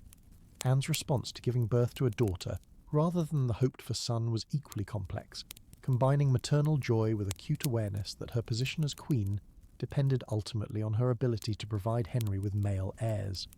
She understood that having proven her fertility with Elizabeth's birth, she now needed to demonstrate that she could produce the sons that English law and royal policy required.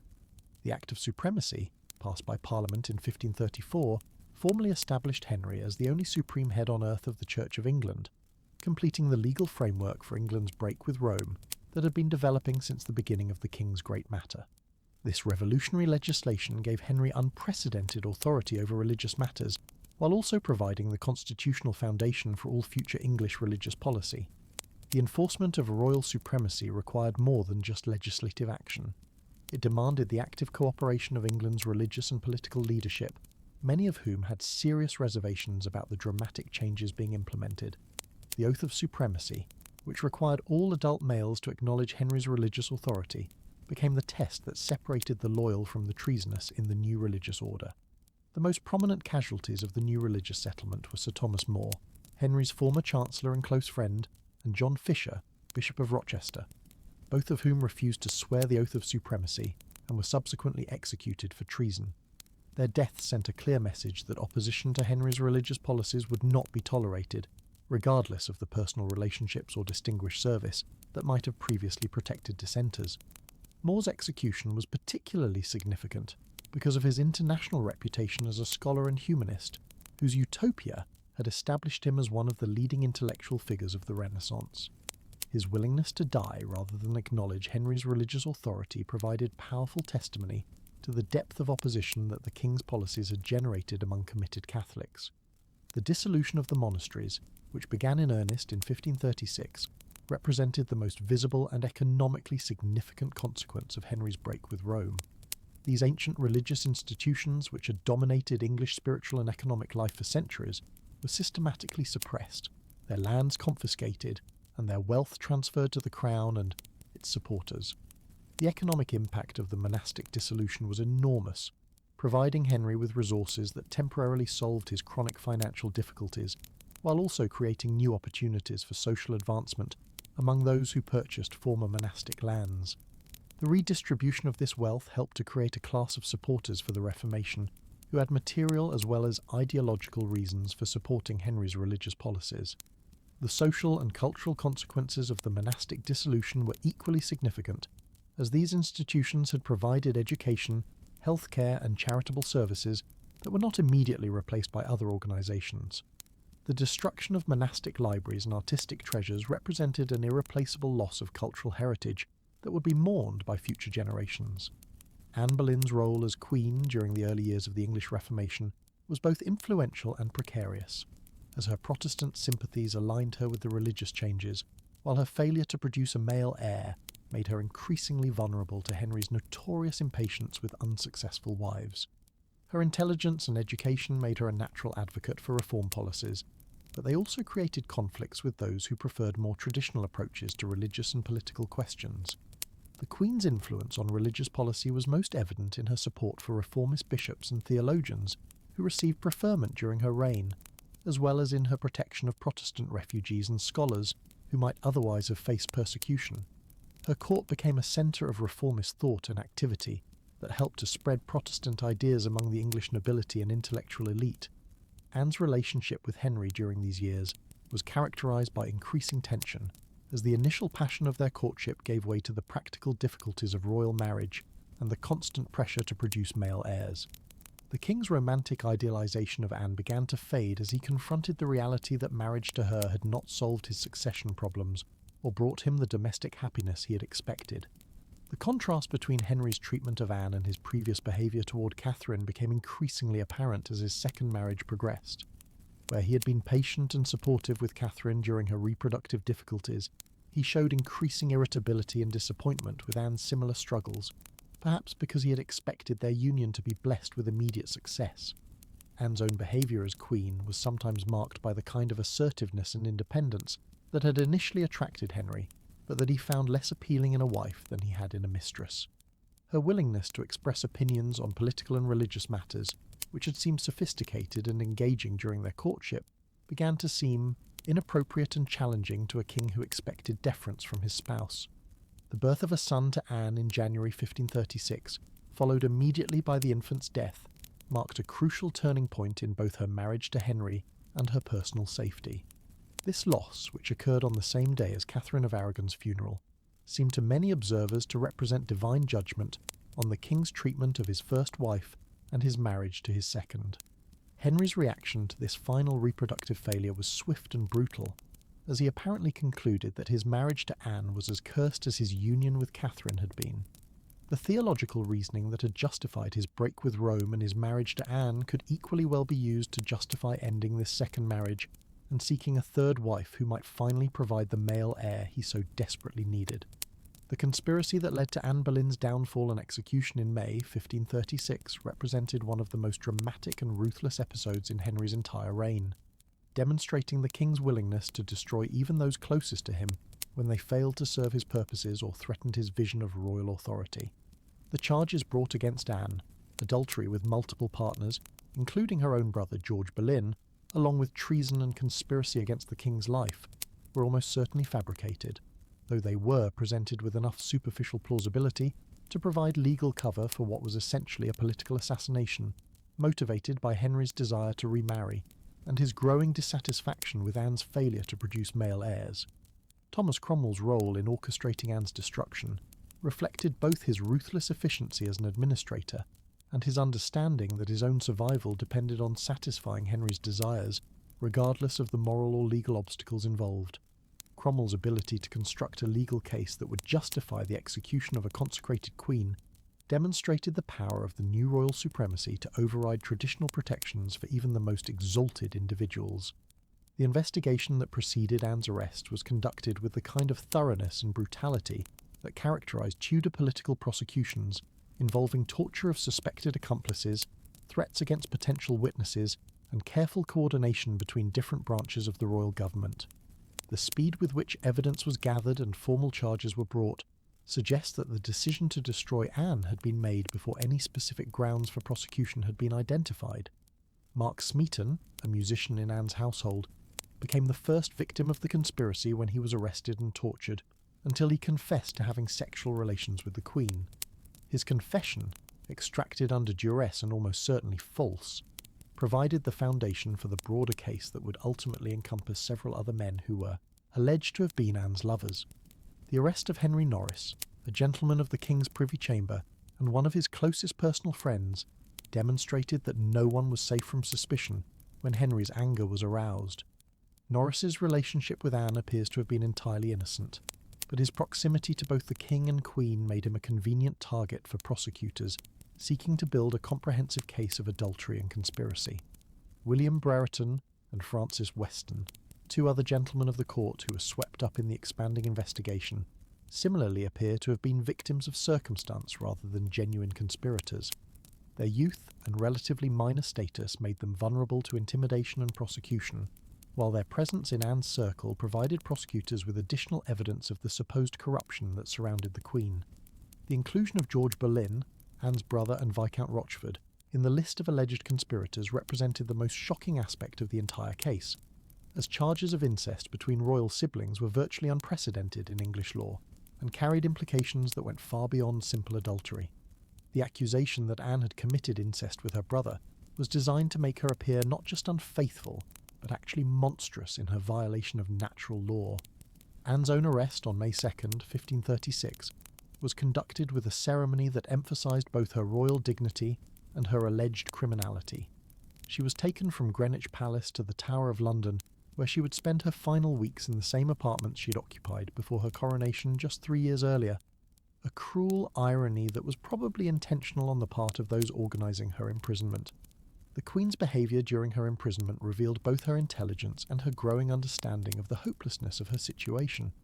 Her initial protests of innocence gave way to a kind of desperate gaiety, as she seemed to realise that Henry had already decided her fate, regardless of any evidence or legal proceedings that might follow.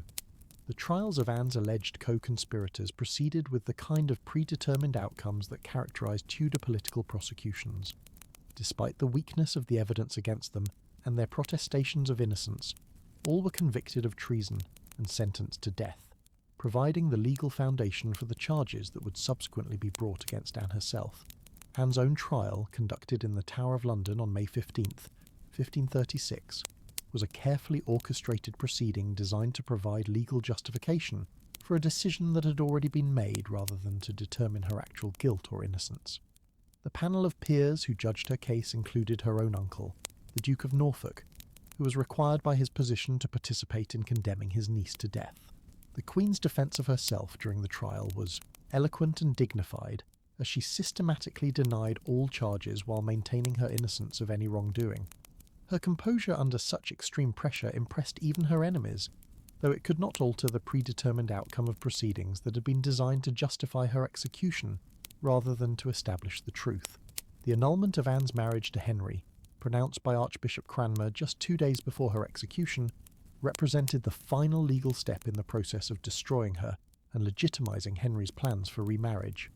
This judicial declaration that her marriage had been invalid from the beginning rendered her daughter Elizabeth illegitimate, while clearing the way for Henry's union with Jane Seymour. Anne's execution on May 19, 1536, was conducted with unusual mercy for Tudor standards, as Henry had arranged for a skilled swordsman to be brought from France rather than using the traditional axe that was normally employed for such purposes. This small gesture of consideration was perhaps the last remnant of the affection Henry had once felt for the woman he was now destroying. The Queen's final speech from the scaffold was a masterpiece of diplomatic language that managed to maintain her dignity, while avoiding any statements that might endanger her daughter's future prospects. Her declaration that she had always found the king a gentle and merciful prince was a lie that probably saved Elizabeth's life by demonstrating Anne's submission to royal authority, even at the moment of her death. Anne's execution sent shockwaves throughout Europe, where the sight of a consecrated queen being beheaded for adultery was unprecedented, and seemed to confirm the worst suspicions about Henry's tyrannical character. The international reaction to Anne's death would complicate Henry's diplomatic relations for years to come, while also serving as a warning to future wives about the dangers of disappointing the English king. Even as Anne Boleyn awaited her execution in the Tower of London, Henry was already deep in courtship with the woman who would become his third wife. Jane Seymour, a lady-in-waiting who had served both Catherine of Aragon and Anne Boleyn, represented a dramatic contrast to her immediate predecessor in almost every conceivable way, embodying the kind of modest, submissive femininity that Henry had convinced himself would finally bring him the domestic happiness and male heirs that had eluded his previous marriages. Jane's family background was respectable but not distinguished, her father, Sir John Seymour, being a minor nobleman from Wiltshire whose greatest claim to fame was his loyal service to the Tudor crown during Henry's early military campaigns.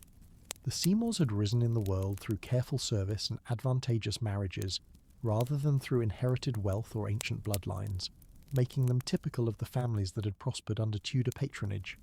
The contrast between Jane and Anne Boleyn could hardly have been more pronounced. Where Anne had been sophisticated, witty and assertive, Jane was modest, quiet and deferential.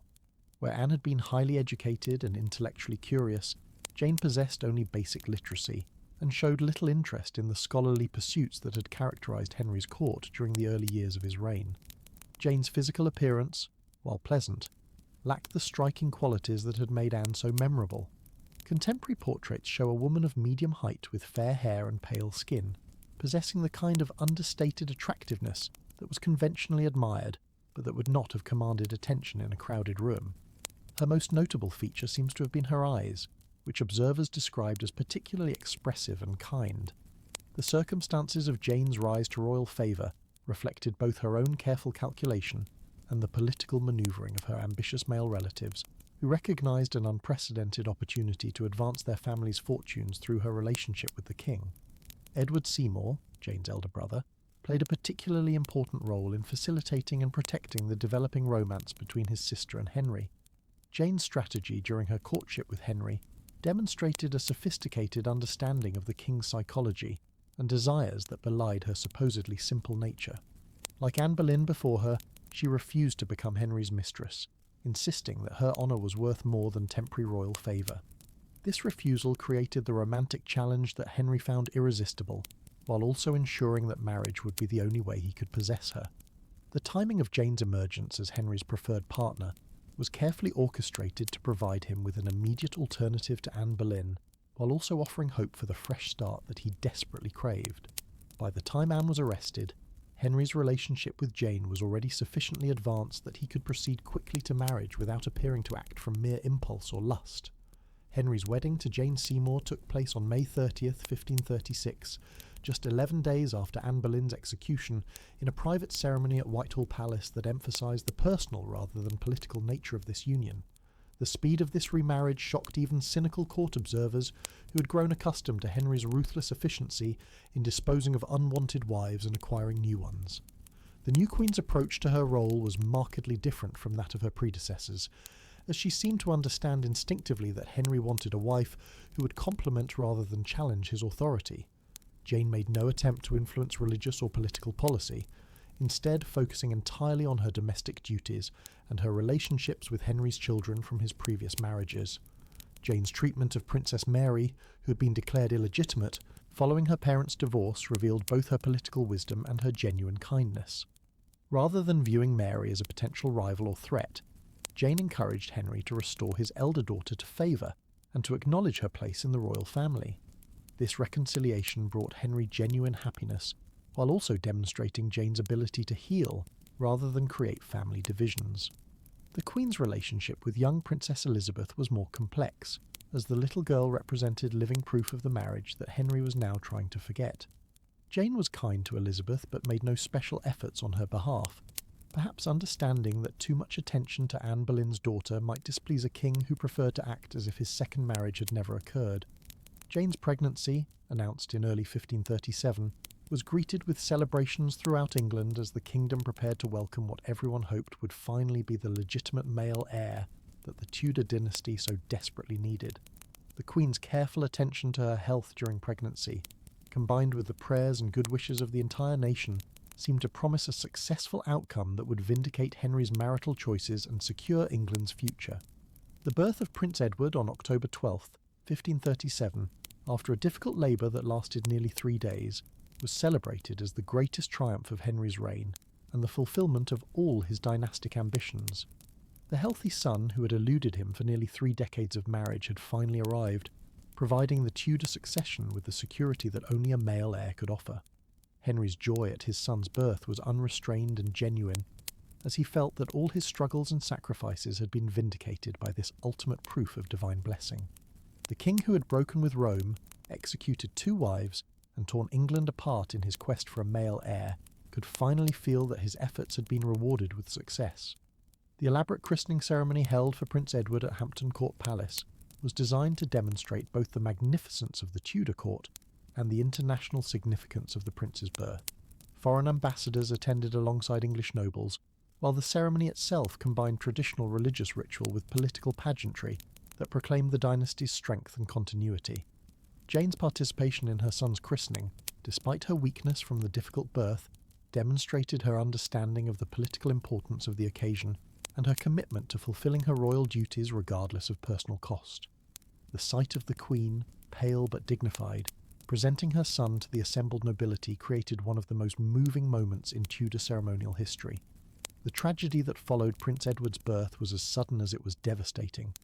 Jane Seymour, who had seemed to be recovering normally from childbirth, suddenly developed. The symptoms of puerperal fever that had claimed so many mothers in an age when medical understanding of infection was rudimentary at best. Jane's final illness lasted only 12 days, during which the best physicians in England tried desperately to save the Queen, who had finally given Henry what he most desired. The irony of losing the wife who had succeeded where others had failed was not lost on the King, who watched helplessly as the woman he had come to love slipped away from him despite having fulfilled her greatest obligation. Jane Seymour died on October 24th, 1537, 12 days after giving birth to the son who would eventually become Edward VI of England. Her death plunged Henry into a grief that was deeper and more lasting than any he had experienced at the loss of his previous wives, perhaps because Jane's success in providing him with a male heir had finally allowed him to experience genuine marital happiness. The Queen's funeral at Windsor Castle was conducted with full royal honours, reflecting both her personal virtue and her crucial contribution to the Tudor dynasty. Henry's decision to be buried beside Jane when his own time came would demonstrate the lasting place she held in his affections, despite the brevity of their marriage and his subsequent unions with 3 other women. Henry's grief at Jane Seymour's death was profound and lasting, but it could not obscure the political reality that a king with only one legitimate male heir needed to remarry as quickly as possible to secure the succession. Prince Edward's survival was crucial for the dynasty's future, but the high rates of infant and child mortality in the 16th century meant that even the healthiest baby remained vulnerable to diseases that could claim royal lives without warning. The search for Henry's 4th wife began almost immediately after Jane's funeral, though the king himself was initially reluctant to consider remarriage so soon after losing the woman who had finally brought him domestic happiness. His advisers, led by Thomas Cromwell, understood that personal feelings had to be subordinated to dynastic necessity, and they began the complex process of identifying suitable candidates from among the available European princesses. The international situation in 1538 provided both opportunities and constraints for Henry's marriage negotiations, as the major European powers, France, Spain, and the Holy Roman Empire, were locked in complex conflicts that created possibilities for English alliance, while also limiting the number of Catholic princesses whose families would be willing to ally with the English king who had broken with Rome. Thomas Cromwell's approach to the marriage negotiations reflected his broader strategy of aligning England with the Protestant powers of Northern Europe against the Catholic coalition that threatened to isolate the kingdom diplomatically and potentially militarily. The chief minister's preference for a German Protestant bride was motivated by political rather than religious considerations, as he sought to create an alliance system that would protect England from potential invasion. The diplomatic correspondence surrounding Henry's 4th marriage reveals the complex calculations that governed royal matrimony in the 16th century, as ambassadors evaluated potential brides not just for their personal qualities, but also for the political advantages their families might provide. Questions of dowry, political alliance, and religious compatibility were all weighed alongside more personal considerations of age, health, and attractiveness. Christina of Denmark, the 16-year-old Duchess of Milan, and niece of Emperor Charles V, emerged as an early favourite in the marriage negotiations despite the political complications that would arise from an alliance between Henry and the Habsburg family. Christina's youth, beauty, and royal blood made her an attractive prospect, while her connection to the imperial court offered possibilities for resolving the diplomatic tensions that had emerged from Henry's break with Rome. The negotiations with the imperial court over Christina's hand revealed both the opportunities and limitations of Henry's international position in the late 1530s. While Charles V was willing to consider the marriage as a way of bringing England back into the Catholic fold, he was unwilling to compromise on religious questions that Henry regarded as fundamental to his royal authority. Christina's own response to the marriage proposal demonstrated both her intelligence and her understanding of the dangers involved in becoming Henry's wife. Her reportedly witty comment that she would need two heads to marry the English king safely reflected the international reputation that Henry had acquired following his treatment of his previous wives. The failure of the negotiations for Christina's hand led Cromwell to focus his attention on the Protestant courts of Germany, where several unmarried princesses might provide both personal compatibility and political alliance with the Lutheran princes who were challenging imperial authority in Central Europe. The most promising candidate among these German princesses was Anne of Cleves, the sister of the Duke of Cleves and a woman whose family's position made them natural allies for England against the Habsburg dominance of European politics. The negotiations for Anne of Cleves' hand were facilitated by the Protestant alliance system that Cromwell was trying to construct, as the Duke was eager to strengthen his position against the Emperor through an English marriage alliance. The political advantages of this union seemed to outweigh any personal considerations, particularly since none of the negotiators had any reliable information about Anne's appearance or personality. Henry's insistence on seeing a portrait of his potential bride before committing to marriage reflected both his previous disappointments and his understanding that personal compatibility would be crucial for the success of any union. The commission given to Hans Holbein the Younger to paint Anne's portrait was intended to provide Henry with the information he needed to make an informed decision about the marriage. The portrait that Holbein produced showed an attractive young woman with pleasant features and modest demeanour, dressed in the rich garments appropriate to her rank, but without the kind of sophistication that had characterised Henry's previous wives. The painting suggested a woman who would be tractable and agreeable, qualities that seemed appealing to a king who had grown tired of the complications created by more assertive spouses. Based on Holbein's portrait and favourable reports from his ambassadors, Henry agreed to the marriage with Anne of Cleves, setting in motion the diplomatic and ceremonial preparations that would bring his fourth wife to England. The elaborate arrangements for Anne's journey and reception reflected both the political importance of the alliance and Henry's determination to demonstrate England's wealth and power to his new bride and her family. Anne's journey to England in late 1539 was marked by elaborate ceremonies and entertainments designed to demonstrate English hospitality, while also providing opportunities for cultural exchange between the German and English courts.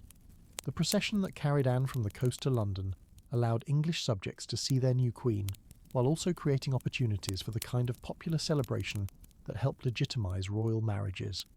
The expectations surrounding Anne's arrival were enormous, as Henry and his court prepared to welcome a bride who represented not just personal happiness for the king, but also political alliance with the Protestant powers of Europe. The failure of these expectations would create one of the most embarrassing episodes in Henry's entire reign, while also leading to the destruction of Thomas Cromwell, the minister who had orchestrated the entire arrangement.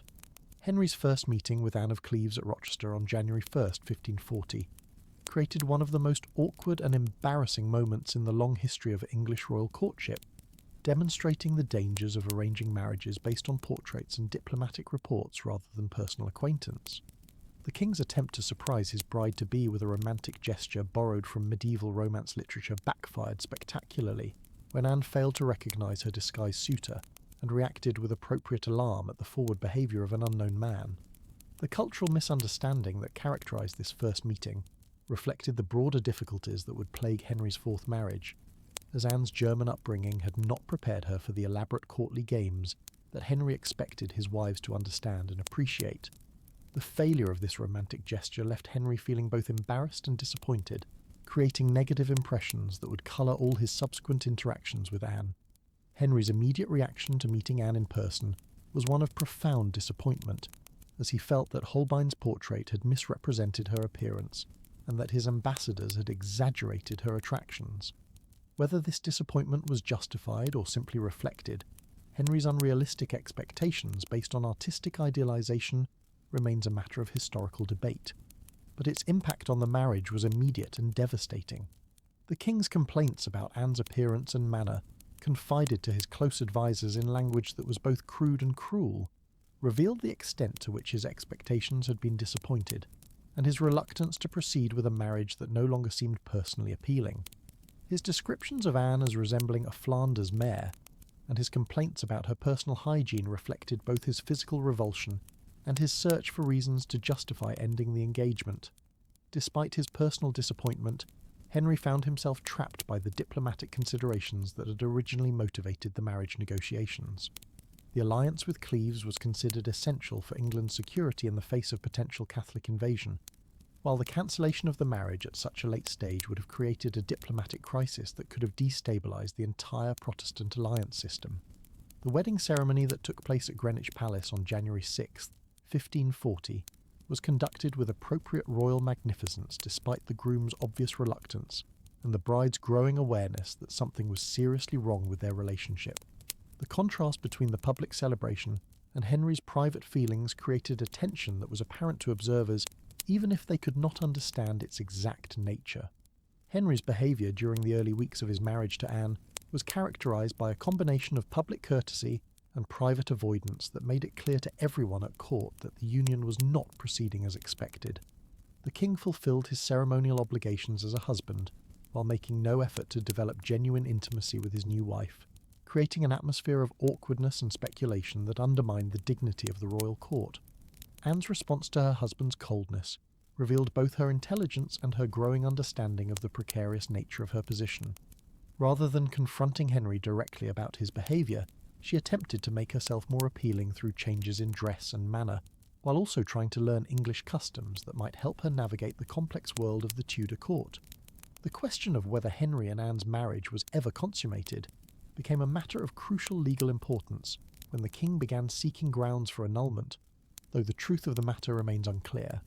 Henry's claims that he found Anne physically repulsive were probably exaggerated for legal purposes, while Anne's apparent ignorance about sexual matters may have reflected genuine innocence or diplomatic calculation. The failure of the marriage to produce any sign of pregnancy within the first few months created additional pressure on a relationship that was already strained by personal incompatibility and political disappointment. Henry's desperate need for additional male heirs made any delay in conception a source of anxiety, while Anne's failure to become pregnant raised questions about the marriage's validity that would later be used to justify its annulment. Thomas Cromwell's position became increasingly precarious, as it became clear that the marriage he'd arranged was a disaster that threatened to undermine Henry's personal happiness and England's international position. The minister who had risen to power through his ability to solve Henry's problems now found himself responsible for creating new difficulties that seemed to have no easy solution. The international situation that had originally justified the Cleves marriage began to change during the spring of 1540, as the alliance between France and the Holy Roman Empire showed signs of strain that reduced the immediate threat to England, while also diminishing the political value of the Protestant alliance that the marriage was supposed to cement. Henry's growing interest in Catherine Howard, a young lady-in-waiting who represented everything that Anne of Cleves was not, provided additional motivation for ending his fourth marriage, while also offering hope for the fresh start that had eluded him since Jane Seymour's death. Catherine's youth, beauty, and English heritage made her an attractive alternative to the foreign bride, who had proven so disappointing. The annulment proceedings that began in June 1540 were conducted with remarkable speed and efficiency, reflecting both Henry's determination to end his fourth marriage and the legal precedents that had been established during his previous matrimonial difficulties. The grounds for annulment included both the technical issue of Anne's previous betrothal to the Duke of Lorraine and the more practical claim that the marriage had never been consummated. Anne's cooperation with the annulment proceedings demonstrated both her political wisdom and her understanding that resistance would be futile and potentially dangerous.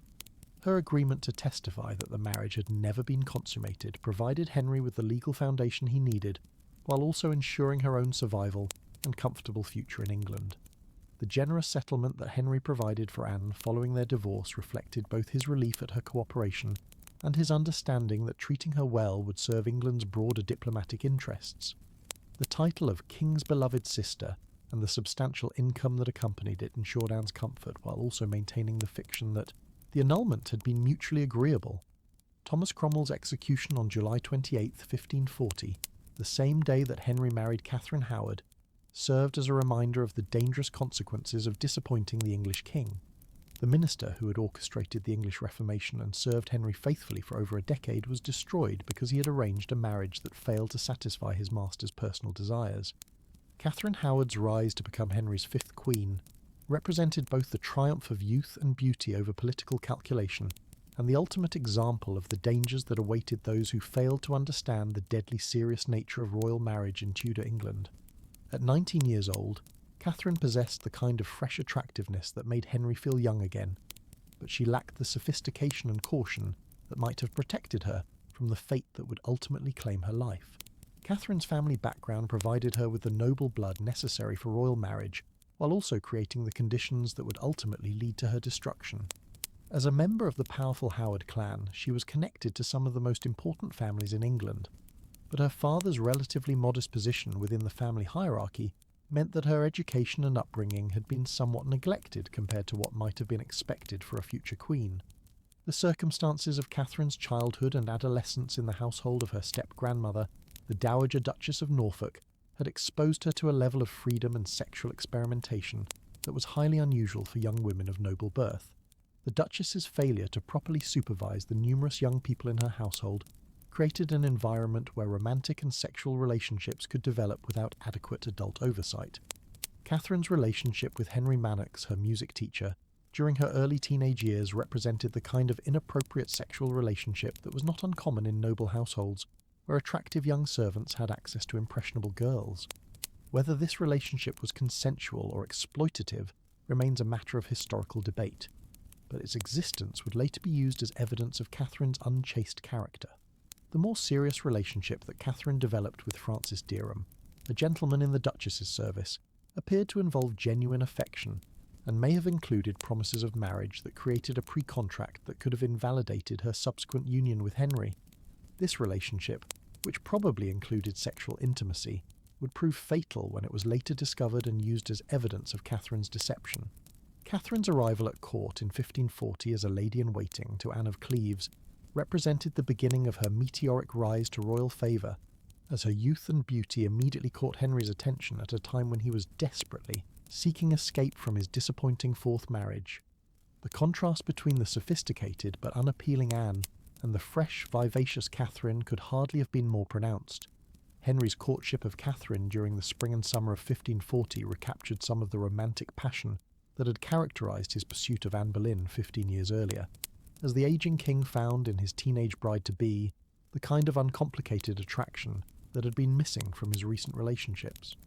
Catherine's apparent innocence and her obvious pleasure in royal attention made her seem like the perfect antidote to the disappointments he had experienced with previous wives. The wedding between Henry and Catherine, which took place on July 28, 1540, on the same day that Thomas Cromwell was executed, was conducted as a private ceremony that emphasised the personal rather than political nature of this union. Unlike Henry's previous marriages, which had been arranged primarily for diplomatic advantage, his fifth marriage was motivated almost entirely by personal desire and romantic attraction. Catherine's early months as queen were marked by a happiness and enthusiasm that seemed to rejuvenate Henry and bring new energy to the royal court. The king showered his young wife with gifts, attention, and affection that recalled the early days of his reign, while Catherine's obvious delight in her new position created an atmosphere of celebration that had been missing from the court for years. The new queen's influence on court culture was immediately apparent, as her love of dancing, music, and fashionable dress encouraged a return to the kind of elaborate entertainment and ceremony that had characterised Henry's early reign. The royal court under Catherine Howard became a centre of youthful energy and celebration that contrasted sharply with the more serious atmosphere that had prevailed during the religious and political upheavals of the previous decade. Catherine's relationships with Henry's children from his previous marriages revealed both her genuine kindness and her political naivety, as she seemed to approach these complex relationships with the uncomplicated goodwill of someone who had not fully grasped the dangerous undercurrents of royal family dynamics. Her treatment of both Mary and Elizabeth was friendly and generous, though she may not have understood the implications of showing favour to either of the king's daughters. The Queen's household appointments reflected both her desire to surround herself with familiar faces and her failure to understand the importance of choosing servants whose loyalty and discretion could be absolutely trusted. The decision to employ both Joan Bulmer, who had known Catherine during her time with the Dowager Duchess, and Francis Derham, her former lover, would prove catastrophic when these individuals became sources of dangerous information about her past. Catherine's alleged relationship with Thomas. Culpeper, a gentleman of Henry's privy chamber, began sometime in 1541 and represented either a tragic error in judgment or simply the continuation of the pattern of romantic relationships that had characterized her life since adolescence. Whether this relationship involved actual adultery or merely romantic attachment remains unclear, but its discovery would provide the evidence needed to destroy the Queen. The passionate letter that Catherine wrote to Culpeper, expressing her longing to see him and declaring herself yours as long as life endures, became the most damaging piece of evidence against her when it was discovered during the investigation of her past relationships. This letter, written in Catherine's own hand, provided clear evidence of her emotional attachment to a man other than her husband, which constituted treason for a queen, regardless of whether physical adultery had occurred. The investigation that led to Catherine's downfall began when John Lascelles informed Archbishop Cranmer about the Queen's premarital relationships, apparently motivated by religious reformist hostility to the Catholic Howard family rather than by any personal animosity toward Catherine herself. Lascelles had learned about Catherine's past from his sister Mary, who had served in the Dowager Duchess's household, and witnessed the young Catherine's relationships with both Manox and Derham. Henry's initial reaction to these allegations was one of disbelief and rage, as he found it impossible to accept that the young woman who had brought him such happiness could have deceived him so completely about her past. The king's emotional investment in his marriage to Catherine made the betrayal he felt even more intense than his anger at previous wives who had disappointed him. The interrogation of Catherine's former associates proceeded with the systematic brutality that characterized Tudor investigations of treason, as officials sought to extract confessions and gather evidence that could be used to prosecute the Queen and her alleged accomplices. Henry Manox readily admitted to his relationship with Catherine, but maintained that it had not involved sexual intimacy, while Francis Derham acknowledged their relationship but insisted that they had been pre-contracted for marriage. Catherine's own questioning revealed both her terror and her inability to understand the legal implications of relationships that had seemed natural and innocent to her at the time they occurred. Her alternating claims about the nature of her relationships with Manox and Derham reflected both her fear and her confusion about which version of events might save her life. The discovery of Catherine's letter to Thomas Culpeper transformed what might have been a case about premarital relationships into a clear matter of treason involving adultery or attempted adultery during her marriage to the king. The passionate language of the letter left little doubt about Catherine's feelings for Culpeper, while its very existence demonstrated a level of recklessness that shocked even experienced court observers. Culpeper's arrest and interrogation revealed the extent to which Catherine's household had been compromised by dangerous relationships and poor judgment in the selection of servants. Lady Rochford, who had served as go-between for Catherine and Culpeper, was also arrested and would eventually be executed alongside her mistress, though she would first suffer what appeared to be a complete mental breakdown under the pressure of investigation. The legal proceedings against Catherine were complicated by questions about whether her relationship with Francis Derham had created a pre-contract that would have invalidated her marriage to Henry, thus making charges of adultery technically impossible. However, the political necessity of punishing the Queen's deception outweighed such legal niceties, and Parliament passed special legislation making it treason for an unchaste woman to marry the king without revealing her past. Henry's behaviour during Catherine's imprisonment and trial revealed the complex mixture of personal hurt and political calculation that characterised his response to the crisis. While he was genuinely devastated by what he saw as Catherine's betrayal, he was also determined to use her punishment as an example that would deter future wives from similar deceptions. The execution of Francis Derham and Thomas Culpeper on December 10th, 1541, served as a prelude to the main event while also demonstrating Henry's determination to punish all those who had been involved in what he considered a conspiracy against his honour and authority. Culpeper's execution was particularly significant because his noble birth and previous favour with the king had not protected him from the consequences of his alleged relationship with the Queen. Catherine's final weeks in the Tower of London were marked by a combination of terror and resignation, as she came to understand that no appeal or explanation would save her from the fate that Henry had determined she deserved. Her requests to see the king one final time were denied, while her attempts to understand the charges against her revealed her genuine confusion about how relationships that had seemed innocent to her could be considered treasonous. The Queen's execution on February 13th, 1542, was conducted with the same efficiency that had characterised the destruction of Anne Boleyn 6 years earlier, though Catherine's youth and obvious terror made her death even more tragic than that of her more sophisticated predecessor. Her final speech from the scaffold followed the conventional pattern of acknowledging her offences while asking for prayers for the king, though her obvious fear and confusion made these words particularly poignant. Catherine Howard's death at the age of 19 or 20 represented the ultimate example of the dangers that awaited royal wives who failed to understand the deadly serious nature of their position. Her execution served as a warning to future queens about the importance of absolute discretion and loyalty, while also demonstrating Henry's willingness to destroy even those he had once loved when they failed to meet his expectations.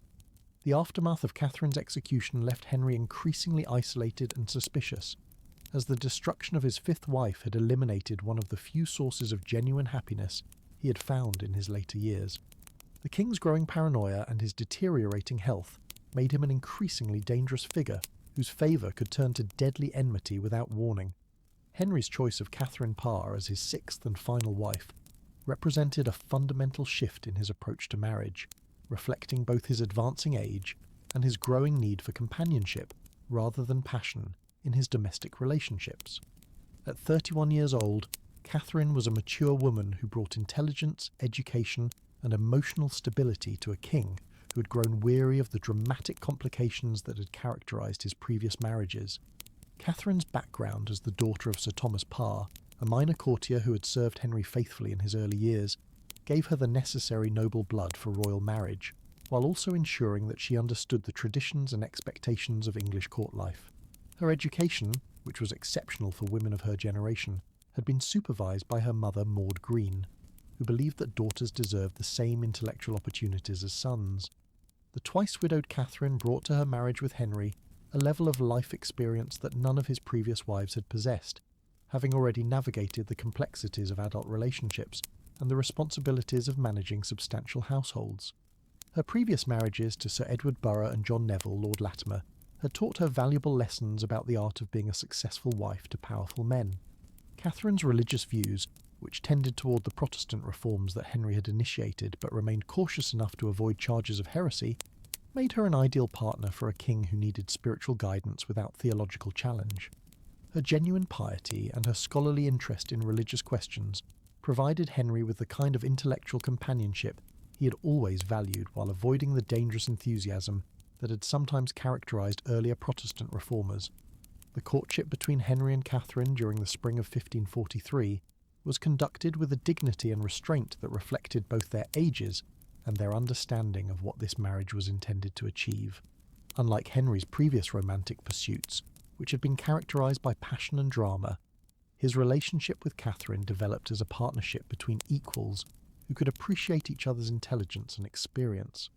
Catherine's decision to accept Henry's proposal, despite her apparent preference for Thomas Seymour, demonstrated both her sense of duty and her understanding of the opportunities that queenship might provide for advancing the causes she cared about.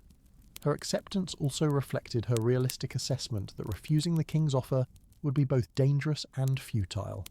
The wedding ceremony that took place at Hampton Court Palace on July 12, 1543, was conducted with appropriate dignity, but without the elaborate pageantry that had characterised some of Henry's previous marriages. The emphasis was on the personal commitment between the bride and groom, rather than on the political implications of their union, reflecting the domestic rather than diplomatic nature of this match. Catherine's early months as queen were marked by her successful efforts to heal the divisions within the royal family that had persisted since Henry's break with Rome and his subsequent marriages. Her patient work to reconcile Henry with both of his daughters demonstrated both her diplomatic skills and her genuine concern for family harmony that went beyond mere political calculation. The new queen's influence on Henry's relationship with Princess Mary was particularly significant, as Catherine's mature perspective and religious sympathy helped to bridge the gap that had separated father and daughter since Henry's divorce from Catherine of Aragon. The restoration of Mary to the line of succession, formalised in the Third Succession Act of 1543, owed much to Catherine Parr's patient advocacy. Catherine's relationship with Princess Elizabeth revealed her abilities as both an educator and a mother figure, as she took personal responsibility for supervising the brilliant young girl's education, while also providing the emotional support that Elizabeth had lacked since her mother's execution. The scholarly atmosphere that Catherine created at court encouraged Elizabeth's intellectual development, while also exposing her to the Protestant ideas that would later shape her reign. The Queen's literary activities, which included the publication of religious works under her own name, demonstrated both her intellectual abilities and her commitment to advancing Protestant theology in England. Her Prayers and Meditations, published in 1545, became one of the most popular religious works of the period and established Catherine as a significant figure in the development of English Protestant thought. Catherine's role as regent during Henry's absence on his final military campaign in France in 1544 provided her with valuable experience in governance, while also demonstrating Henry's trust in her political judgment. Her successful management of domestic affairs during this period proved that she possessed the practical skills necessary for effective queenship, as well as the intellectual accomplishments that had first attracted Henry's attention. The Queen's nursing care of Henry during his increasingly frequent illnesses revealed both her personal devotion and her understanding of the complex needs of an aging king, whose physical decline was beginning to affect his mental state. Her patient attention to Henry's medical needs, while also managing his often difficult moods, demonstrated the kind of selfless service that characterized her approach to marriage and queenship. The religious crisis that nearly destroyed Catherine in 1546, when conservative enemies led by Bishop Stephen Gardiner attempted to have her arrested for heresy, demonstrated both the continuing dangers that faced even the most careful queens and Catherine's political skill in managing threats to her position. Her survival of this crisis through a combination of tactical submission and diplomatic manoeuvring showed that she had learned the lessons that previous queens had failed to master. Catherine's handling of the heresy charges against her revealed her sophisticated understanding of the balance between personal conviction and political survival that characterized successful service to Henry VIII. Her tactical retreat from public theological debate, while maintaining her private religious beliefs, demonstrated the kind of flexibility that was essential for survival in the increasingly dangerous atmosphere of Henry's later years. The final years of Catherine's marriage to Henry were marked by her successful management of an increasingly difficult relationship with a king whose health was failing and whose temper was becoming more unpredictable. Her ability to provide comfort and companionship without creating conflicts or challenges demonstrated her mastery of the complex art of being Henry's wife. Henry's death on January 28, 1547, left Catherine as the only one of his wives to survive him, a testament to both her intelligence and her careful navigation of the dangers that had destroyed so many others. Her survival represented not just personal success, but also the triumph of patience, wisdom, and diplomatic skill over the various forces that had claimed the lives of Henry's previous queens. The last decade of Henry VIII's life was marked by a gradual but inexorable decline in both his physical health and his mental stability, as the accumulated effects of his lifestyle, his injuries, and the enormous stresses of ruling an increasingly complex kingdom began to take their toll on the once magnificent Renaissance prince, who had dazzled Europe with his accomplishments. The leg wound that had plagued Henry since a jousting accident in 1536 became an increasingly serious problem during his later years, developing into a chronic ulcer that refused to heal and that caused him constant pain. The infection that periodically flared up in this wound may have contributed to the personality changes that made Henry increasingly unpredictable and violent in his later years. Henry's dramatic weight gain during the 1540s transformed him from the athletic figure of his youth into the obese monarch depicted in his later portraits. Contemporary accounts suggest that by the end of his life, Henry's waist measured over 50 inches, and he required mechanical devices to help him move from room to room in his palaces. The king's increasing physical limitations did not diminish his appetite for the elaborate ceremonies and entertainments that had always characterized his court, though they did require modifications in how these events were conducted. Henry's inability to participate actively in tournaments and other athletic competitions was compensated by even more elaborate pageantry and musical performances that celebrated royal magnificence without requiring physical participation from the king himself. Henry's relationship with his children during his final years revealed both his genuine affection for them and his anxiety about the succession that would follow his death. Prince Edward, who was still a child, received careful attention from his father, who was determined to ensure that his long-awaited male heir would be prepared for the responsibilities of kingship despite his youth. The king's reconciliation with both of his daughters during his marriage to Catherine Parr represented one of the most positive developments of his later years, as family harmony replaced the bitter divisions that had characterized the royal household during the religious and matrimonial upheavals of the previous decades. Henry's decision to restore both Mary and Elizabeth to the line of succession demonstrated both his political wisdom and his paternal affection. The religious settlement that characterised Henry's final years reflected his determination to maintain a middle course between Catholic tradition and Protestant innovation that would preserve royal supremacy while avoiding the extremes that might destabilise the kingdom after his death. The doctrinal conservatism of the Six Articles was balanced by continued support for Protestant reformers who accepted royal authority over the Church. Henry's foreign policy during his final years was characterised by increasingly expensive and ultimately unsuccessful military campaigns that drained the royal treasury while failing to achieve any lasting strategic advantages. The war with France that began in 1543 was motivated more by Henry's desire to recapture the military glory of his youth than by any realistic assessment of England's capabilities or interests. The enormous costs of Henry's military campaigns, combined with his continued expenditure on court ceremonies and palace construction, created financial problems that would plague his successors for decades. The debasement of English currency during the 1540s provided temporary relief but created inflation and monetary instability that undermined England's economic foundations. Henry's increasing paranoia during his final years was reflected in the continuing executions of those he perceived as threats to his authority or his religious settlement. The destruction of the Howard family in 1546 to 1547, including the execution of the Earl of Surrey and the near execution of the Duke of Norfolk, demonstrated that even Henry's oldest allies were not safe from his suspicions. The king's management of the succession question during his final years revealed both his political skill and his awareness of the potential problems that might arise after his death. The detailed provisions of his will, which established a regency council to govern during Prince Edward's minority, reflected Henry's understanding of the dangers that faced child monarchs in an age of religious and political upheaval. Henry's relationship with Parliament during his later years was characterised by his successful use of that institution to legitimise his religious policies while maintaining ultimate control over the legislative process. The series of succession acts that established the order of inheritance demonstrated Parliament's importance, while also confirming royal authority over dynastic questions. The elaborate preparations for Henry's tomb at Windsor Castle, which was never completed due to the political upheavals that followed his death, reflected both his awareness of mortality and his determination to be remembered as one of England's greatest kings. The tomb's design, which incorporated elements from Cardinal Wolsey's planned monument, symbolised Henry's appropriation of ecclesiastical wealth and authority for royal purposes.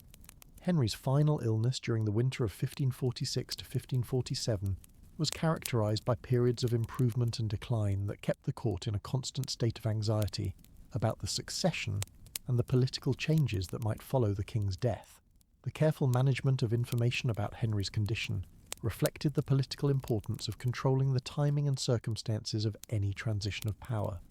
The king's death at Whitehall Palace on January 28, 1547, marked the end of one of the most dramatic and consequential reigns in English history, as the prince who had inherited a relatively minor European kingdom left behind a nation that had been fundamentally transformed by his religious, political, and social innovations.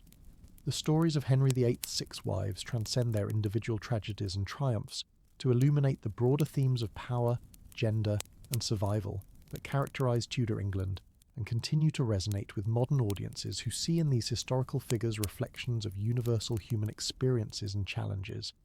Catherine of Aragon's dignified resistance to Henry's attempts to divorce her established her as a symbol of feminine virtue and religious constancy that inspired Catholic resistance to the English Reformation, while also demonstrating the limited options available to royal women who found themselves opposed to their husbands' political needs.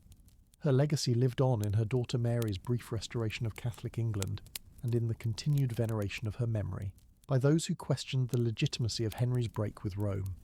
Anne Boleyn's tragic fate as the victim of Henry's tyrannical rage and his desperate need for male heirs made her a martyr to the Protestant cause, while also serving as a cautionary tale about the dangers of royal favour.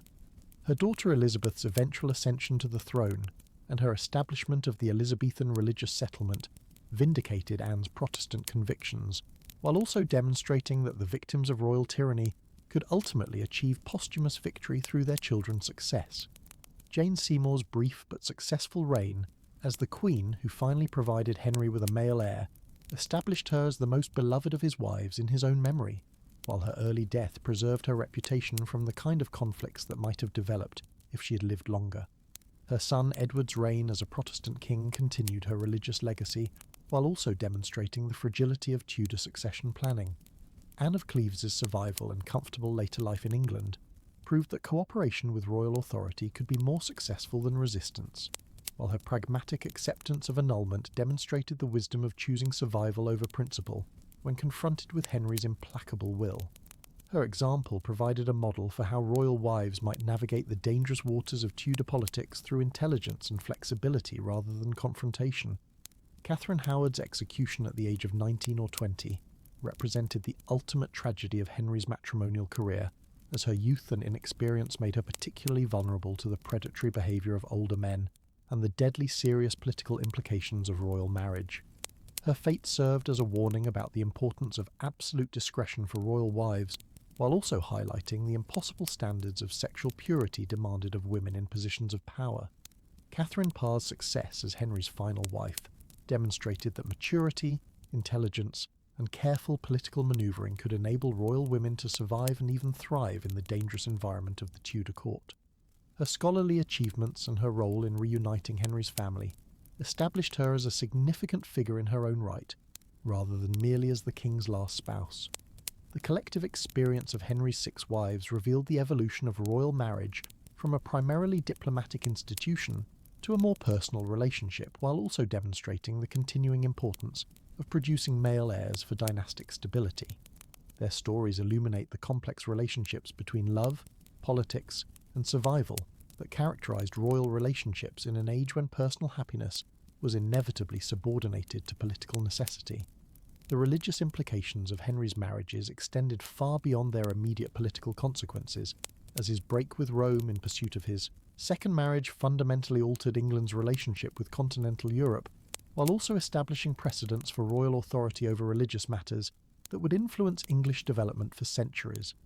The social and cultural impact of Henry's matrimonial adventures helped to establish new patterns of court life and aristocratic behaviour that reflected changing attitudes toward marriage, sexuality, and gender roles in Tudor society.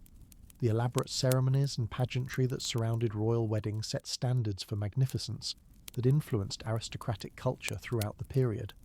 The international ramifications of Henry's marriages affected diplomatic relationships throughout Europe, as foreign powers were forced to adapt their policies to accommodate England's changing religious and political alignment.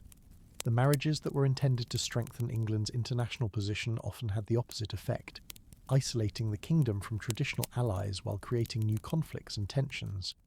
The legal innovations that accompanied Henry's matrimonial difficulties, including the development of new grounds for annulment and the establishment of royal supremacy over marriage law, created precedents that would influence English legal development for generations.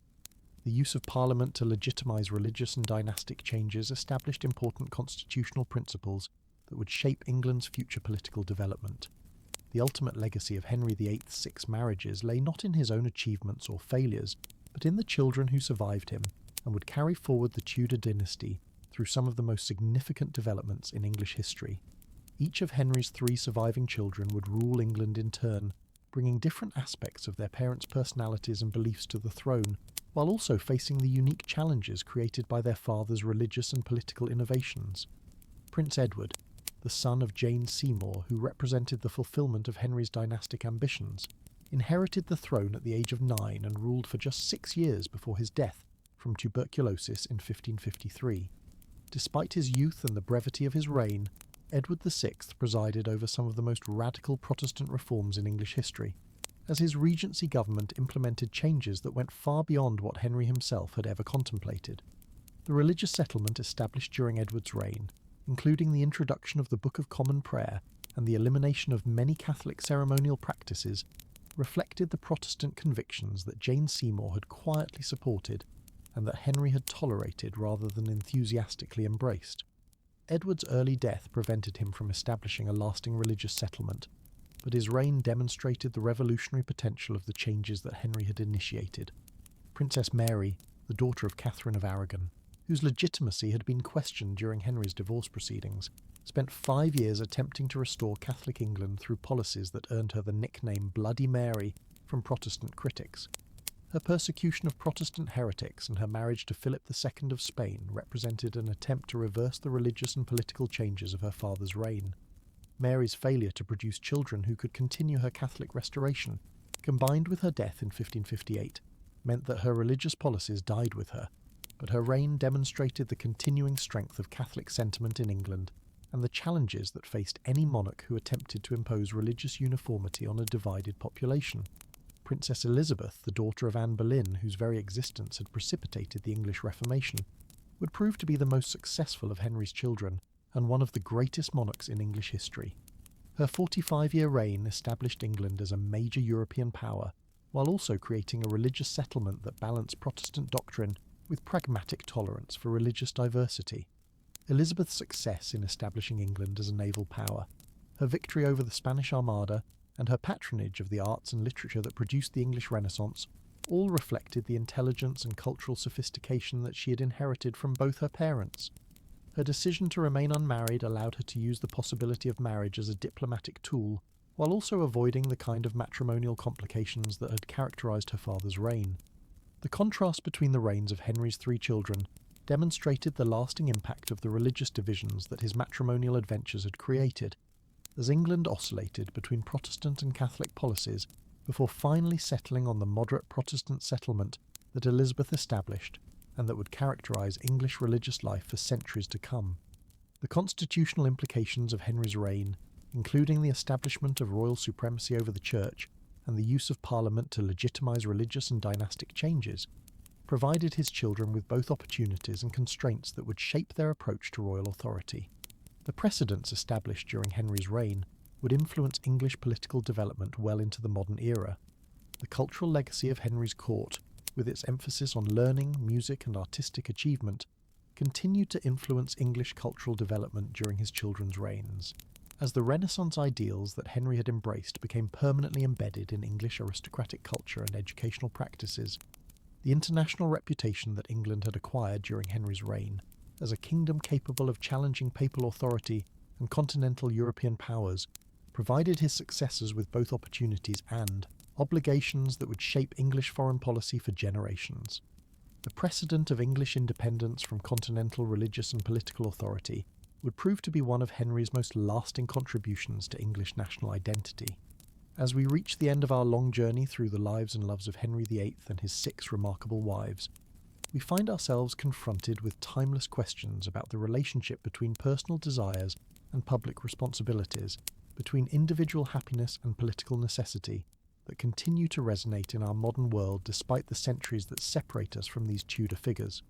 Henry's story is ultimately a human story, the tale of a man who possessed virtually unlimited power, but who could never quite achieve the personal happiness and dynastic security that he sought through that power. His marriages were attempts to reconcile the irreconcilable demands of romantic love, political alliance, and biological necessity, and their failures illuminate the fundamental tensions between these competing requirements. Each of Henry's wives brought different qualities and expectations to their marriages, and their varied fates demonstrate both the opportunities and dangers that awaited women who sought to influence and survive royal power. Their stories remind us that even in positions of extraordinary privilege, human beings remain vulnerable to forces beyond their control and must navigate complex relationships between personal agency and structural constraints. The religious and political upheavals that resulted from Henry's matrimonial difficulties demonstrate how personal relationships at the highest levels of society can have consequences that extend far beyond the individuals immediately involved. The English Reformation, which began as a solution to Henry's marital problems, ultimately transformed not just England but the entire balance of power in European Christianity. The enduring fascination with these stories reflects their embodiment of universal human experiences: love, jealousy, ambition, betrayal, and the struggle for survival in circumstances that test the limits of human endurance and wisdom. These Tudor figures faced choices and challenges that were unique to their time and position, but their responses illuminate aspects of human nature that transcend historical periods and social circumstances. The lessons that emerge from these tales are both specific and universal, offering insights into the particular challenges of royal marriage in the 16th century, while also providing broader understanding of how power relationships function in any context where individual desires must be balanced against institutional requirements and social expectations. The moral complexity of these stories resists simple judgments about heroes and villains, as each figure was simultaneously perpetrator and victim, shaper, and shaped by the historical forces that surrounded them. Henry's cruelty toward his wives coexisted with genuine love and loss, while the wives' various strategies for survival range from dignified resistance to pragmatic accommodation. The legacy of these relationships extends far beyond their immediate historical importance to encompass their continued influence on literature, art, and popular culture, as generation after generation has found in these Tudor stories reflections of their own concerns about love, power, gender, and survival in complex social environments. As the shadows lengthen and our time with these remarkable figures draws to a close, we are reminded that their stories, though set in the distant past, speak to eternal aspects of the human condition that remain as relevant today as they were 500 years ago in the glittering but dangerous world of the Tudor court. Henry VIII's 6 wives were more than just footnotes in the biography of a famous king. They were complex, intelligent, courageous women who faced extraordinary challenges with varying degrees of success and failure, each leaving behind lessons about resilience, adaptation, and the complicated dance between personal desires and social expectations that characterizes human relationships in every age. Catherine of Aragon's unwavering dignity in the face of rejection and humiliation reminds us that maintaining one's principles and self-respect can be more important than achieving immediate practical success. Her legacy lived on in her daughter, Mary's brief but determined attempt to restore the religious traditions that Catherine had died defending. Anne Boleyn's intellectual brilliance and tragic fate demonstrate both the possibilities and dangers that await those who dare to challenge existing power structures. Her daughter Elizabeth's eventual triumph vindicated Anne's Protestant convictions while also fulfilling the dynastic ambitions that had motivated Henry's break with Rome. Jane Seymour's quiet strength and ultimate sacrifice remind us that sometimes the greatest victories are achieved through patience and careful nurturing rather than dramatic confrontation. Her son Edward's brief but influential reign advanced the Protestant Reformation that Jane had quietly supported.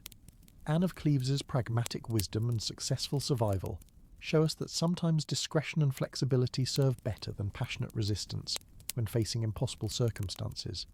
Her comfortable later life in England proved that cooperation could sometimes achieve better results than confrontation.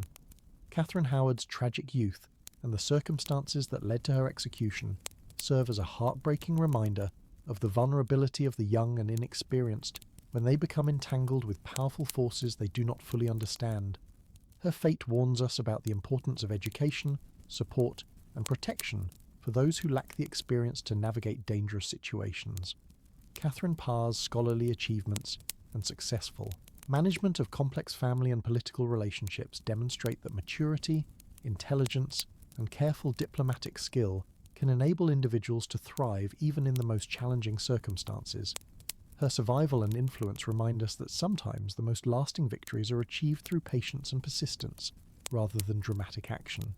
Together, these 6 women represent the full spectrum of human responses to extraordinary circumstances, and their stories continue to inspire, warn, educate, and console those who face their own challenges in navigating relationships, power, and survival in complex social environments.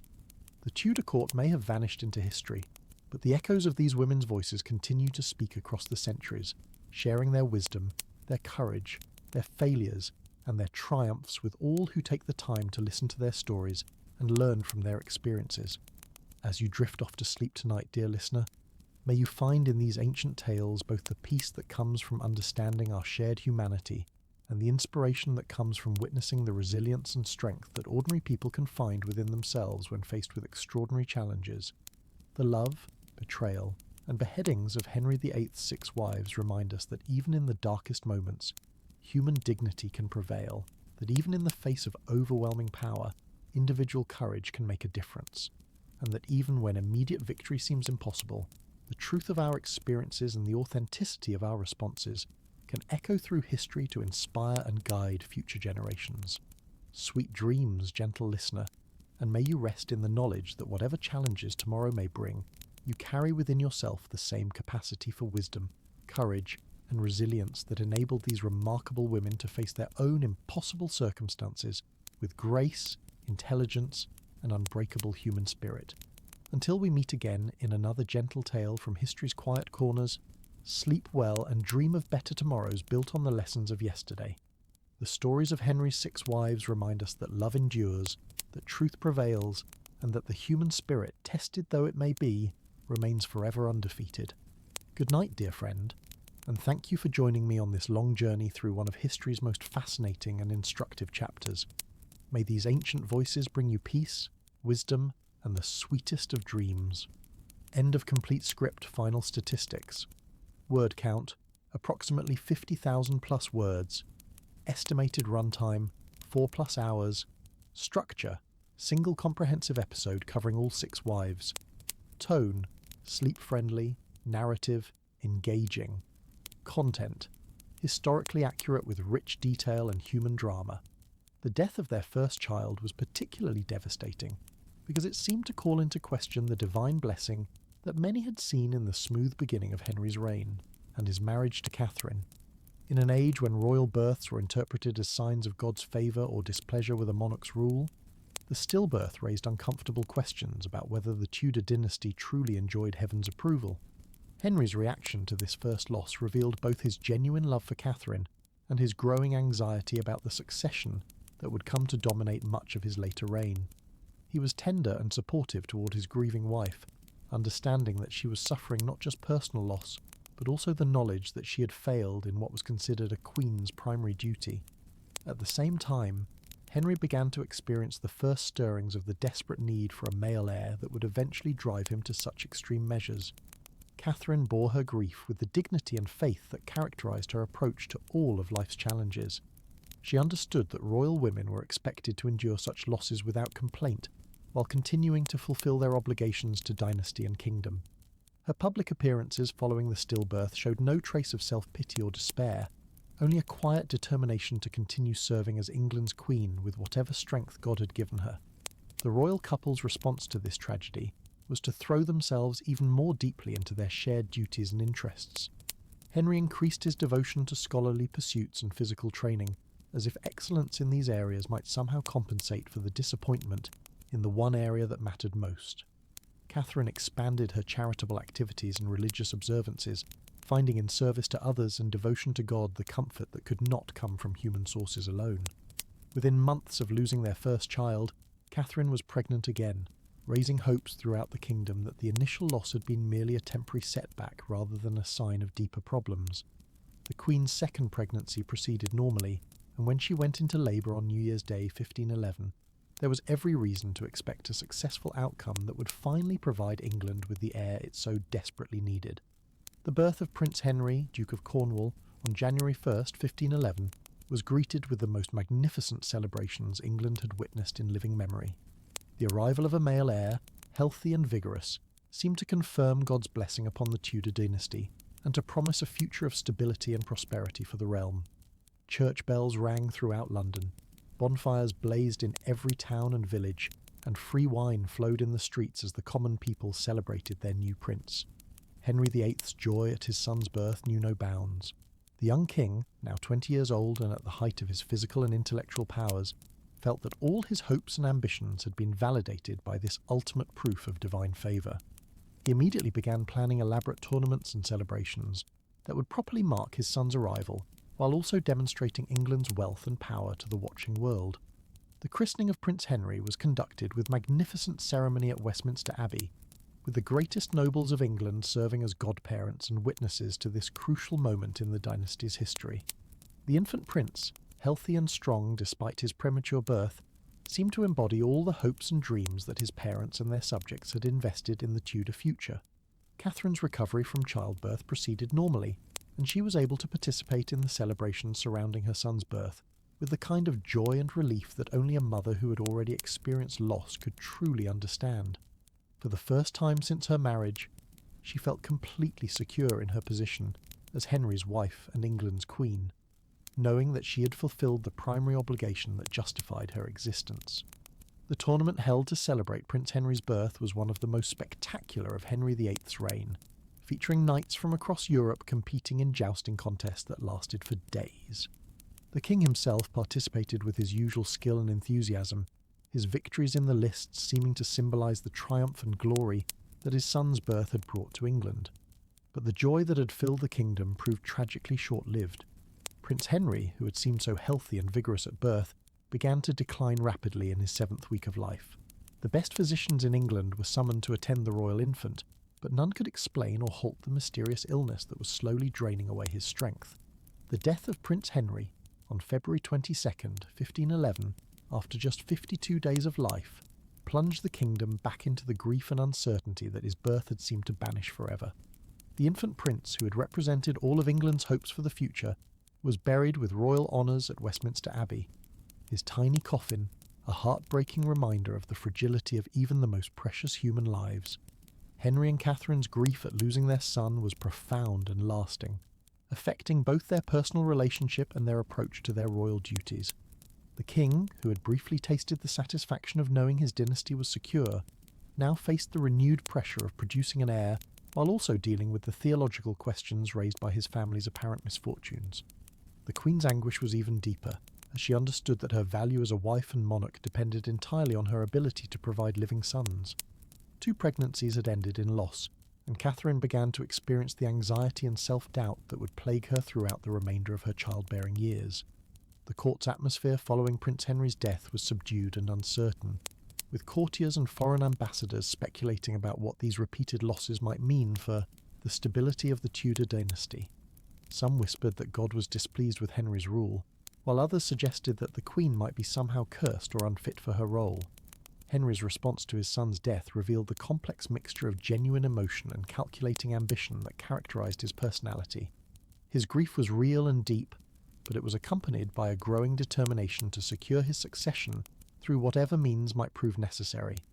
The desperate need for a male heir that would dominate much of his later reign began to take shape during these months of mourning and uncertainty. As Henry and Catherine struggled with their personal losses, the young king began to turn his attention increasingly toward military matters and England's role in European politics. The warrior instincts that had been shaped by his education in chivalric ideals and classical military history found outlet in the complex conflicts that were reshaping the balance of power across the continent. The European political situation in 1511 offered numerous opportunities for English intervention, as the major powers, France, Spain, and the Holy Roman Empire, competed for dominance in Italy and elsewhere. Henry's father had generally avoided foreign entanglements, preferring to build up England's treasury and internal strength rather than risk resources in uncertain military adventures.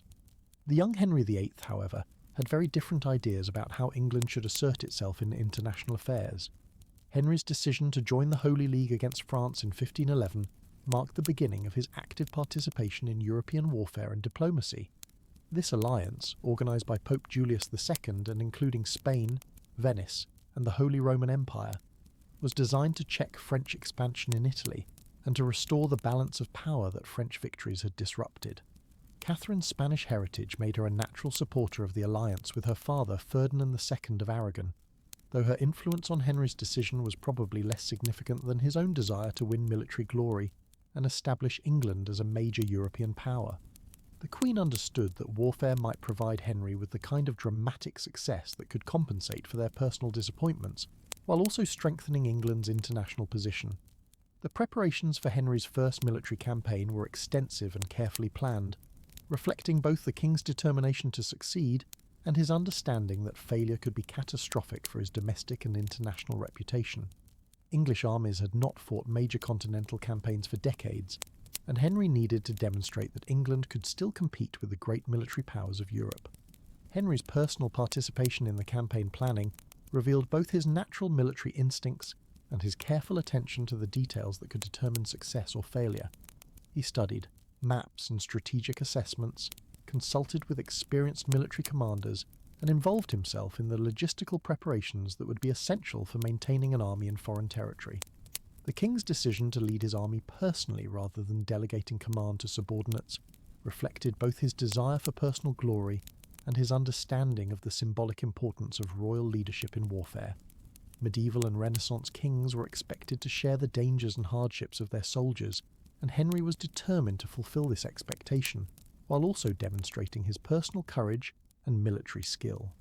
Catherine's role during Henry's absence on campaign was equally important, as she was appointed to serve as Regent of England while her husband pursued military glory in France. This responsibility required her to manage domestic affairs, coordinate with the King's Council, and maintain communication with Henry's army, while also dealing with the constant threat of Scottish invasion that typically accompanied English involvement in continental wars. The Queen's performance as regent during the 1513 campaign demonstrated her political skills and her deep understanding of English governmental processes. She worked effectively with Henry's councillors, made decisions about domestic policy that maintained stability and order, and managed the complex logistics of supporting an army operating hundreds of miles from England. The Scottish invasion of northern England while Henry was campaigning in France provided Catherine with her greatest test as regent and military commander. King James IV of Scotland, honouring his alliance with France, led a large army across the border in an attempt to force Henry to abandon his continental campaign and return to defend his homeland. Catherine's response to the Scottish threat revealed both her strategic intelligence and her ability to inspire others to exceptional effort.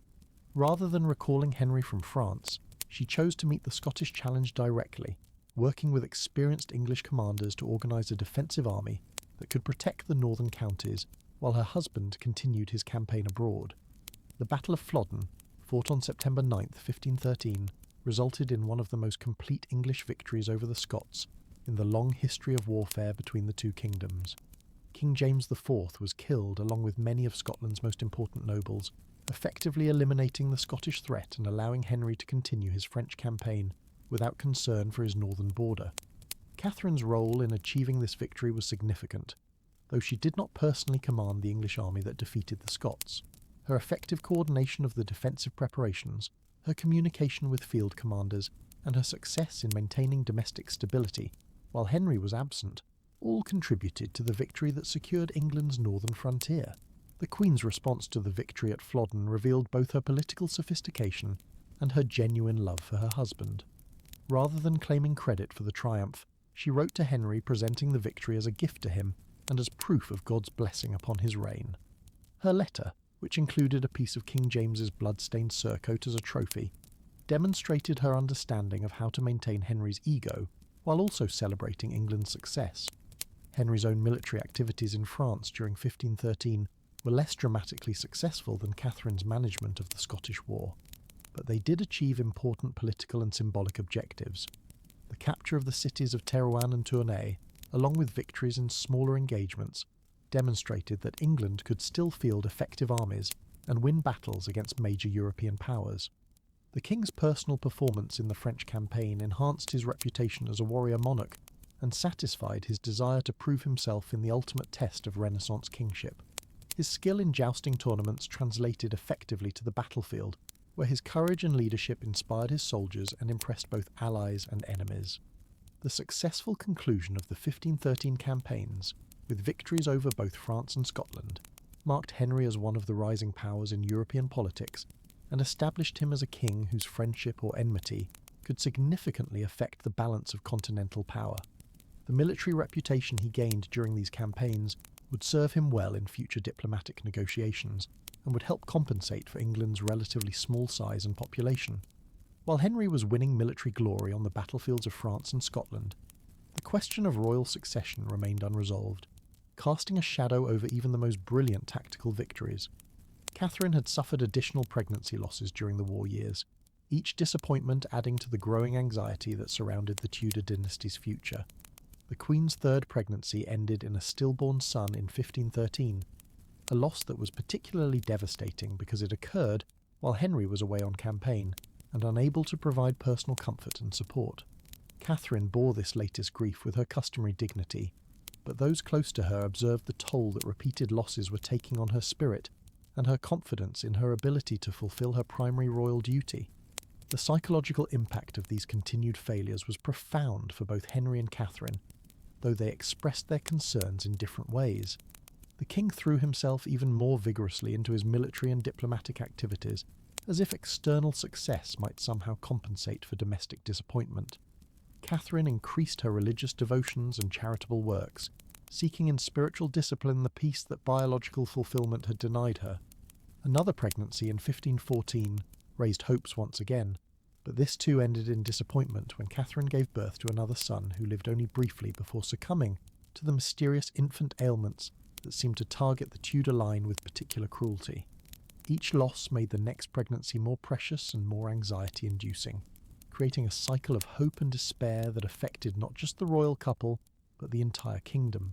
The political implications of the succession crisis were becoming increasingly apparent to Henry's advisors and to foreign observers who understood that England's stability depended on the production of a male heir. Without a son to inherit the throne, the Tudor dynasty remained vulnerable to the same kind of succession disputes that had torn England apart during the Wars of the Roses. Henry's increasing frustration with his domestic situation began to affect his relationships with Catherine and with his advisors, though he was careful not to blame his wife publicly for their shared misfortune. The king understood that royal wives throughout history had faced similar challenges, and he was not yet ready to consider the radical solutions that would later characterize his approach to marriage and succession. The birth of Princess Mary on February 18, 1516, provided some relief from the succession crisis, while also highlighting its continued urgency. The healthy daughter who survived her infancy was proof that Catherine could carry children to term and deliver living babies, but she was not the male heir that English law and custom required for undisputed royal succession. Henry's reaction to Mary's birth was complex, combining genuine joy at finally having a living child with disappointment that this child was female rather than male. He was a devoted father who took pleasure in his daughter's intelligence and charm, but he could never forget that she represented an incomplete solution to the dynasty's fundamental problem. Catherine's happiness at finally having a surviving child was similarly complicated by the knowledge that her primary obligation remained unfulfilled. She devoted herself to Mary's care and education, with the intensity of a mother who understood how precious and fragile royal children could be, but she also continued to hope and pray for the son who would complete her duty as queen. The court's reaction to Mary's birth reflected the same mixture of joy and concern that characterised her parents' response. Foreign ambassadors reported that the English were genuinely pleased to have a royal heir, even a female one, but that everyone understood the continued need for a male successor who could inherit the throne without question. Henry's efforts to compensate for the lack of a legitimate male heir included his formal recognition of Henry Fitzroy, his illegitimate son by Elizabeth Blount, born in 1519. The king's decision to acknowledge this child and grant him noble titles was unprecedented for English royalty and reflected both his desire to demonstrate his ability to father sons and his consideration of alternative solutions to the succession crisis. The elevation of Henry Fitzroy to the rank of Duke of Richmond and Somerset in 1525 was seen by many observers as a possible preparation for his eventual legitimisation and designation as heir to the throne. Such arrangements were not unknown in European history, and Henry may have been testing public reaction to the possibility of an illegitimate successor. Catherine's response to Henry's recognition of his bastard son was carefully controlled, reflecting her understanding that open opposition would be both futile and dangerous.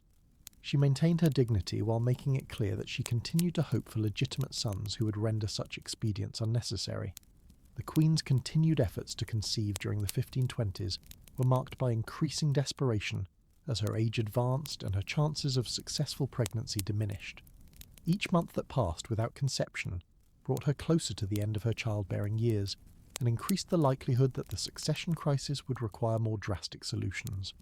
Henry's growing impatience with the succession situation began to manifest itself in various ways during the mid-1520s, including his increased attention to mistresses and his more frequent absences from Catherine's company. While he had not yet reached the point of considering divorce or annulment, the foundation was being laid for the crisis that would eventually tear their marriage apart. In the midst of Henry's growing frustration with his domestic situation and his increasing concern about the royal succession, a new figure appeared at court who would fundamentally alter the course of English history.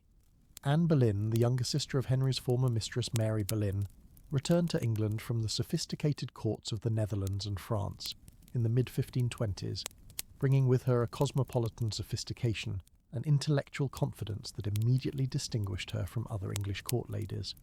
Anne's early life had been shaped by experiences that were unusual for English noblewomen of her generation. Born around 1501 to Sir Thomas Boleyn, an ambitious courtier and diplomat, She had been sent abroad at a young age to complete her education, in environments that prized intellectual accomplishment and cultural refinement above the more traditional domestic skills that usually dominated women's training. Her time at the court of Margaret of Austria in the Netherlands had exposed Anne to the humanist learning that was transforming European intellectual life, while her subsequent years in France had introduced her to the sophisticated court culture that made French nobility the envy of Europe. These experiences had given Anne a level of education and cultural awareness that was exceptional for any woman of her time and virtually unprecedented for an English noblewoman. When Anne returned to England to serve as a lady-in-waiting to Queen Catherine, she brought with her not just personal accomplishments, but also a different understanding of what relationships between men and women could be. Unlike English court ladies who had been trained to be decorative and submissive, Anne had learned to engage in intellectual conversation, to express opinions on serious subjects, and to expect that her thoughts and feelings would be taken seriously by the men around her. Anne's physical appearance was striking rather than conventionally beautiful, with dark hair and eyes that reflected her intelligence and intensity. Contemporary descriptions suggest that she possessed the kind of magnetic personality that drew attention even in crowded rooms, commanding interest through force of character rather than mere physical attractiveness. Her musical skills were considerable, reflecting both natural talent and excellent training during her years abroad. Anne could sing with professional competence, play multiple instruments, and compose both music and poetry that demonstrated genuine artistic ability. These accomplishments were particularly impressive to Henry, whose own musical interests made him an appreciative audience for talented performers. The intellectual sophistication that Anne had acquired during her continental education made her an ideal conversation partner for a king who prided himself on his scholarly interests and cultural refinement. She could discuss theology, history, and literature with a knowledge and insight that impressed even learned men, while her wit and charm made such serious conversations genuinely enjoyable. Anne's religious views were more complex and potentially controversial than those of most court ladies. Her exposure to reformed ideas during her time abroad had introduced her to criticisms of the Catholic Church that were becoming increasingly common among educated Europeans. While she was not yet openly Protestant, her sympathy for reform ideas would later make her a natural ally for Henry's break with Rome. The exact timing and circumstances of Henry's initial attraction to Anne remain matters of historical debate, but it seems clear that their relationship began to develop sometime in the mid-1520s when the king was increasingly frustrated with his marriage to Catherine and his failure to produce a male heir. Anne's intelligence and sophistication offered Henry something that he had been missing in his relationship with his wife. Unlike her sister Mary, who had accepted the role of a royal mistress with apparent contentment, Anne made it clear from the beginning that she would not be satisfied with a temporary position in the king's bed. Her refusal to become Henry's mistress while simultaneously encouraging his interest created the kind of romantic challenge that appealed to a king who was accustomed to having his desires immediately satisfied. Henry's pursuit of Anne during the late 1520s was characterised by an intensity and persistence that surprised even cynical court observers who had witnessed the king's previous romantic entanglements. His love letters to Anne, several of which survive, reveal a man genuinely infatuated with a woman who seemed to embody everything he had been missing in his relationships with other women. The developing relationship between Henry and Anne inevitably became a matter of intense interest and speculation throughout the court and beyond. Catherine's supporters viewed Anne as a dangerous interloper who threatened the stability of the royal marriage, while those who favoured religious reform saw her as a potential ally who might help advance their agenda. Anne's own family, led by her ambitious father Thomas Boleyn, recognised the enormous opportunities that her relationship with the king might provide for their advancement. The Boleyns had long sought to rise in the ranks of English nobility, and Anne's success in capturing Henry's interest offered possibilities that went far beyond anything they had previously dared to hope. The early stages of Henry's courtship of Anne were conducted with relative discretion, as both understood the potential scandal that an open relationship might create while Henry remained married to Catherine. But the intensity of the king's feelings and Anne's sophisticated understanding of how to maintain his interest without surrendering her ultimate goal made their relationship increasingly difficult to conceal. Anne's education and continental experience had taught her valuable lessons about the relationship between personal relationships and political power that she would apply with considerable skill during her courtship with Henry. She understood that royal mistresses were quickly forgotten, but that queens could exercise real influence over policy and could secure lasting benefits for their families and supporters. The contrast between Anne and Catherine became increasingly apparent as Henry's attention shifted from his wife to his new love interest.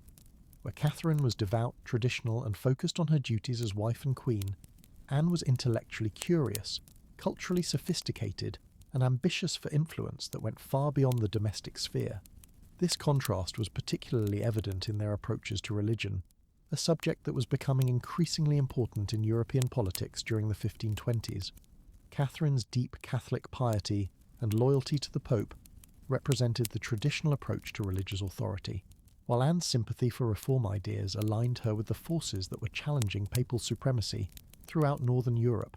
By 1527, Henry's infatuation with Anne Boleyn had evolved into something far more serious than a typical royal affair. The king had become convinced that his marriage to Catherine was not only personally unsatisfying, but actually sinful in the eyes of God, a conclusion that would have enormous implications for both his personal life and the future of England itself. Henry's theological reasoning for questioning his marriage centred on a passage from the book of Leviticus that condemned marriage between a man and his brother's wife as an unclean thing that would result in childlessness. The king's interpretation of this biblical text suggested that his marriage to Catherine, the widow of his brother Arthur, had been invalid from the beginning, and that God's displeasure was manifest in their failure to produce surviving male heirs. This biblical argument provided Henry with a theological justification for desires that had initially been purely personal, transforming his romantic interest in Anne Boleyn into a matter of religious conscience and royal duty. If his marriage to Catherine was indeed sinful, then ending it was not only permissible, but actually required by Christian morality. The process of seeking an annulment of his marriage, which came to be known as the King's Great Matter, would consume Henry's attention and resources for the next 6 years, while fundamentally altering England's relationship with the Catholic Church and continental Europe. What began as a personal desire for divorce would ultimately lead to the English Reformation and the establishment of royal supremacy over the English Church. Henry's initial approach to securing an annulment followed traditional channels, with Cardinal Wolsey, his chief minister, and one of the most powerful ecclesiastical figures in Europe, leading the diplomatic efforts to convince Pope Clement VII to grant the king's request. Wolsey's extensive connections within the church hierarchy and his reputation for diplomatic skill made him the natural choice to handle such a delicate matter. The canonical arguments for annulment were complex, involving questions about the validity of the papal dispensation that had originally permitted Henry's marriage to Catherine, the nature of Arthur and Catherine's brief union, and the proper interpretation of biblical law regarding marriage between close relatives. Legal scholars and theologians throughout Europe were consulted for their opinions on these intricate matters. Catherine's response to Henry's annulment proceedings demonstrated both her personal courage and her sophisticated understanding of the political implications involved. Rather than accepting the situation quietly, she chose to fight for her marriage and her daughter's legitimacy, understanding that far more was at stake than just her personal happiness. The Queen's decision to appeal directly to her nephew, the Holy Roman Emperor Charles V, transformed what might have been a relatively simple ecclesiastical matter into a major diplomatic crisis that involved the most powerful rulers in Europe. Charles's control over much of Italy, including effective dominance over the papal court, gave him enormous influence over any decision the Pope might make regarding Henry's marriage. The international dimensions of the great matter were further complicated by the broader European political situation, as England, France, Spain, and the Holy Roman Empire manoeuvred for advantage in the ongoing Italian wars. Henry's desire for an annulment became entangled with these larger conflicts, making any resolution dependent on considerations that went far beyond the merits of the canonical case itself. Pope Clement VII found himself caught between Henry's demands for an annulment and Charles V's determination to protect his Aunt Catherine's honour and rights. The Pope's position was made even more difficult by his political dependence on Charles following the sack of Rome in 1527, which had left him effectively a prisoner of imperial forces. The papal court's response to Henry's petition was characterised by the kind of delay and prevarication that had become standard practice when dealing with politically sensitive cases that could not be resolved without offending powerful interests. Various expedients were proposed and rejected, while learned theologians debated the finer points of canonical law without reaching any definitive conclusions. Henry's growing impatience with the slow pace of the annulment proceedings was complicated by his continuing relationship with Anne Boleyn, who had made it clear that she would not become his mistress while he remained married to Catherine. This created enormous pressure on the king to resolve his marital situation quickly so that he could pursue his romantic interests without compromising Anne's reputation or his own. The establishment of a legatine court in England during 1529, presided over by Cardinal Wolsey and Cardinal Campeggio as papal legate, represented an attempt to resolve the matter through a formal ecclesiastical trial that would satisfy legal requirements while also allowing for political considerations. The proceedings of this court would provide some of the most dramatic moments in the entire great matter. Catherine's appearance before the legatine court at Blackfriars on June 21, 1529, created one of the most memorable scenes in English legal history. The Queen's eloquent defence of her marriage and her dramatic gesture of kneeling before Henry to beg for justice moved observers to tears while also demonstrating her determination to fight for her rights, regardless of the personal cost. The Queen's speech to the court, delivered in heavily accented English but with unmistakable dignity and force, challenged Henry's interpretation of their marriage while also asserting her own version of events. Her insistence that her marriage to Arthur had never been consummated was crucial to the canonical case, as it undermined the biblical argument that formed the foundation of Henry's petition for annulment. Henry's response to Catherine's dramatic appeal revealed both his genuine discomfort with the personal pain he was causing his wife and his determination to pursue his goal regardless of the emotional cost. The king's public statement that he would remarry Catherine immediately if the court declared their union valid was probably intended more for political effect than as a genuine expression of his feelings. The failure of the legatine court to reach a definitive judgment on Henry's marriage marked a crucial turning point in the great matter, and in English history more broadly. When Cardinal Campeggio adjourned the court sine die in July 1529 without issuing a decision, it became clear that traditional ecclesiastical procedures would not provide Henry with the resolution he sought. The failure of the legatine court to grant Henry's annulment marked the beginning of the end for Cardinal Wolsey, who had served as the king's chief minister for over 15 years and had seemed to possess almost unlimited power within the English government. Wolsey's inability to deliver the papal approval that Henry so desperately needed exposed the limitations of his influence and made him a convenient scapegoat for the king's frustration. Wolsey's fall from grace was swift and dramatic, reflecting both Henry's disappointment with his failure and the cardinal's numerous enemies who had waited years for an opportunity to destroy him. The charges brought against Wolsey included violations of the ancient statute of praemunire, which prohibited the exercise of foreign jurisdiction within England, though everyone understood that his real crime was simply his failure to satisfy the king's desires. The confiscation of Wolsey's vast wealth and properties provided Henry with much-needed resources while also serving as a warning to other potential ministers about the consequences of disappointing royal expectations. Wolsey's magnificent palaces, his extensive art collections, and his enormous ecclesiastical revenues all passed to the crown, temporarily alleviating some of the financial pressures created by Henry's expensive military campaigns and lavish court expenditures.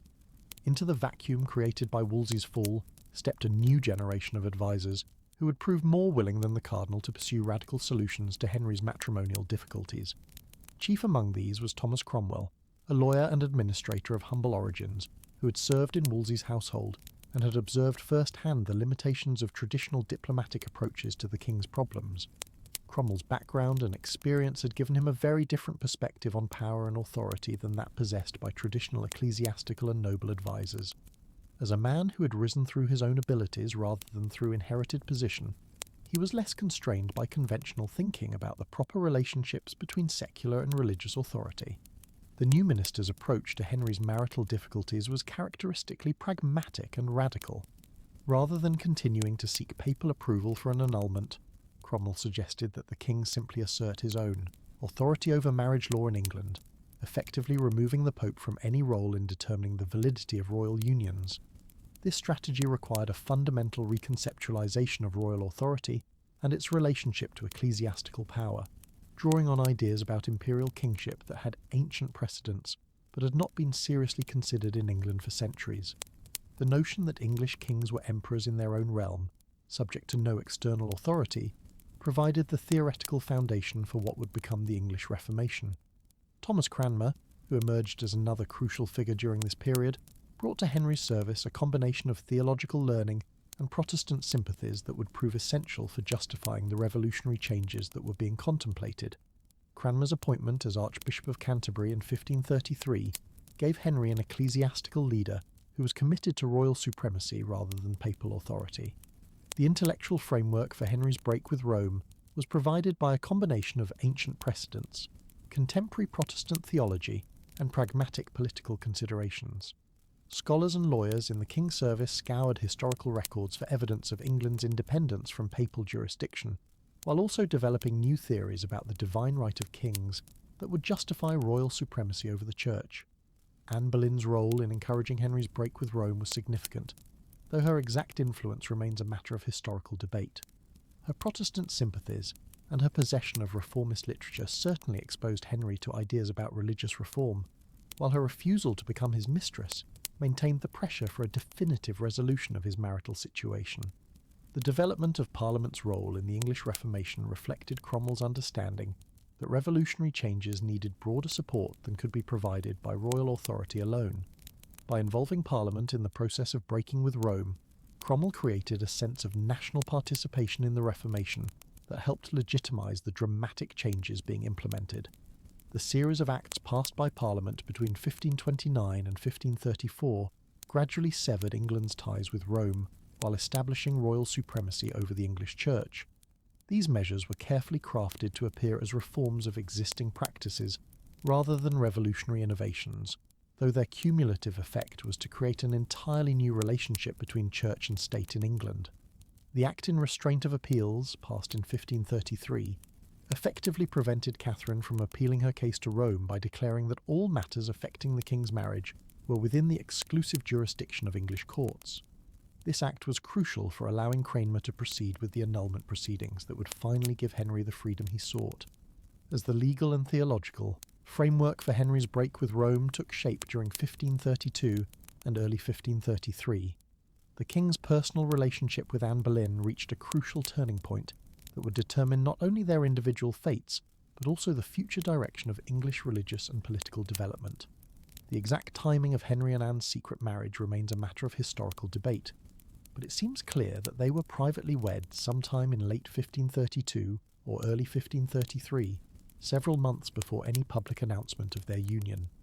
This clandestine ceremony was necessitated by Anne's pregnancy, which created urgency about legitimising their relationship before the birth of what both hoped would be the male heir that England so desperately needed. The discovery that Anne was pregnant with Henry's child transformed their relationship from a romantic entanglement into a matter of dynastic importance that required immediate resolution. If the child was to be born legitimate and capable of inheriting the throne, Henry's marriage to Catherine had to be officially annulled and his union with Anne formally recognised before the birth occurred. The pressure created by Anne's pregnancy accelerated the timetable for implementing the revolutionary changes that Cromwell and Cranmer had been planning, forcing them to move quickly through legislative and ecclesiastical procedures that might otherwise have taken years to complete.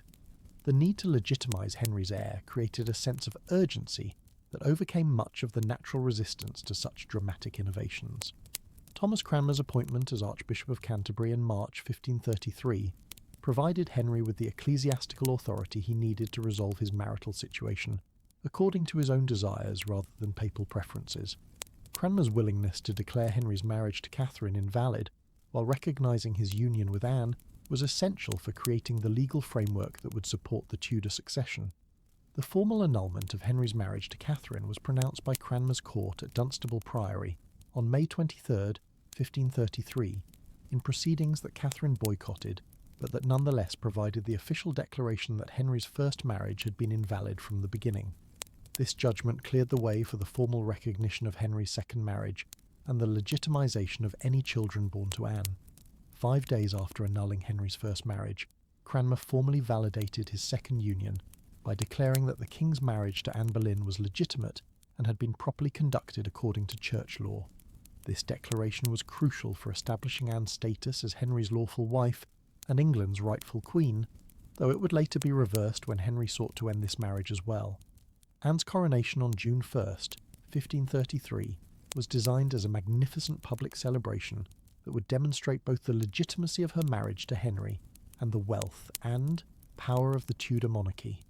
The elaborate ceremonies and pageants that marked her progress through London were intended to impress both domestic and international observers with the stability and prosperity of Henry's reign.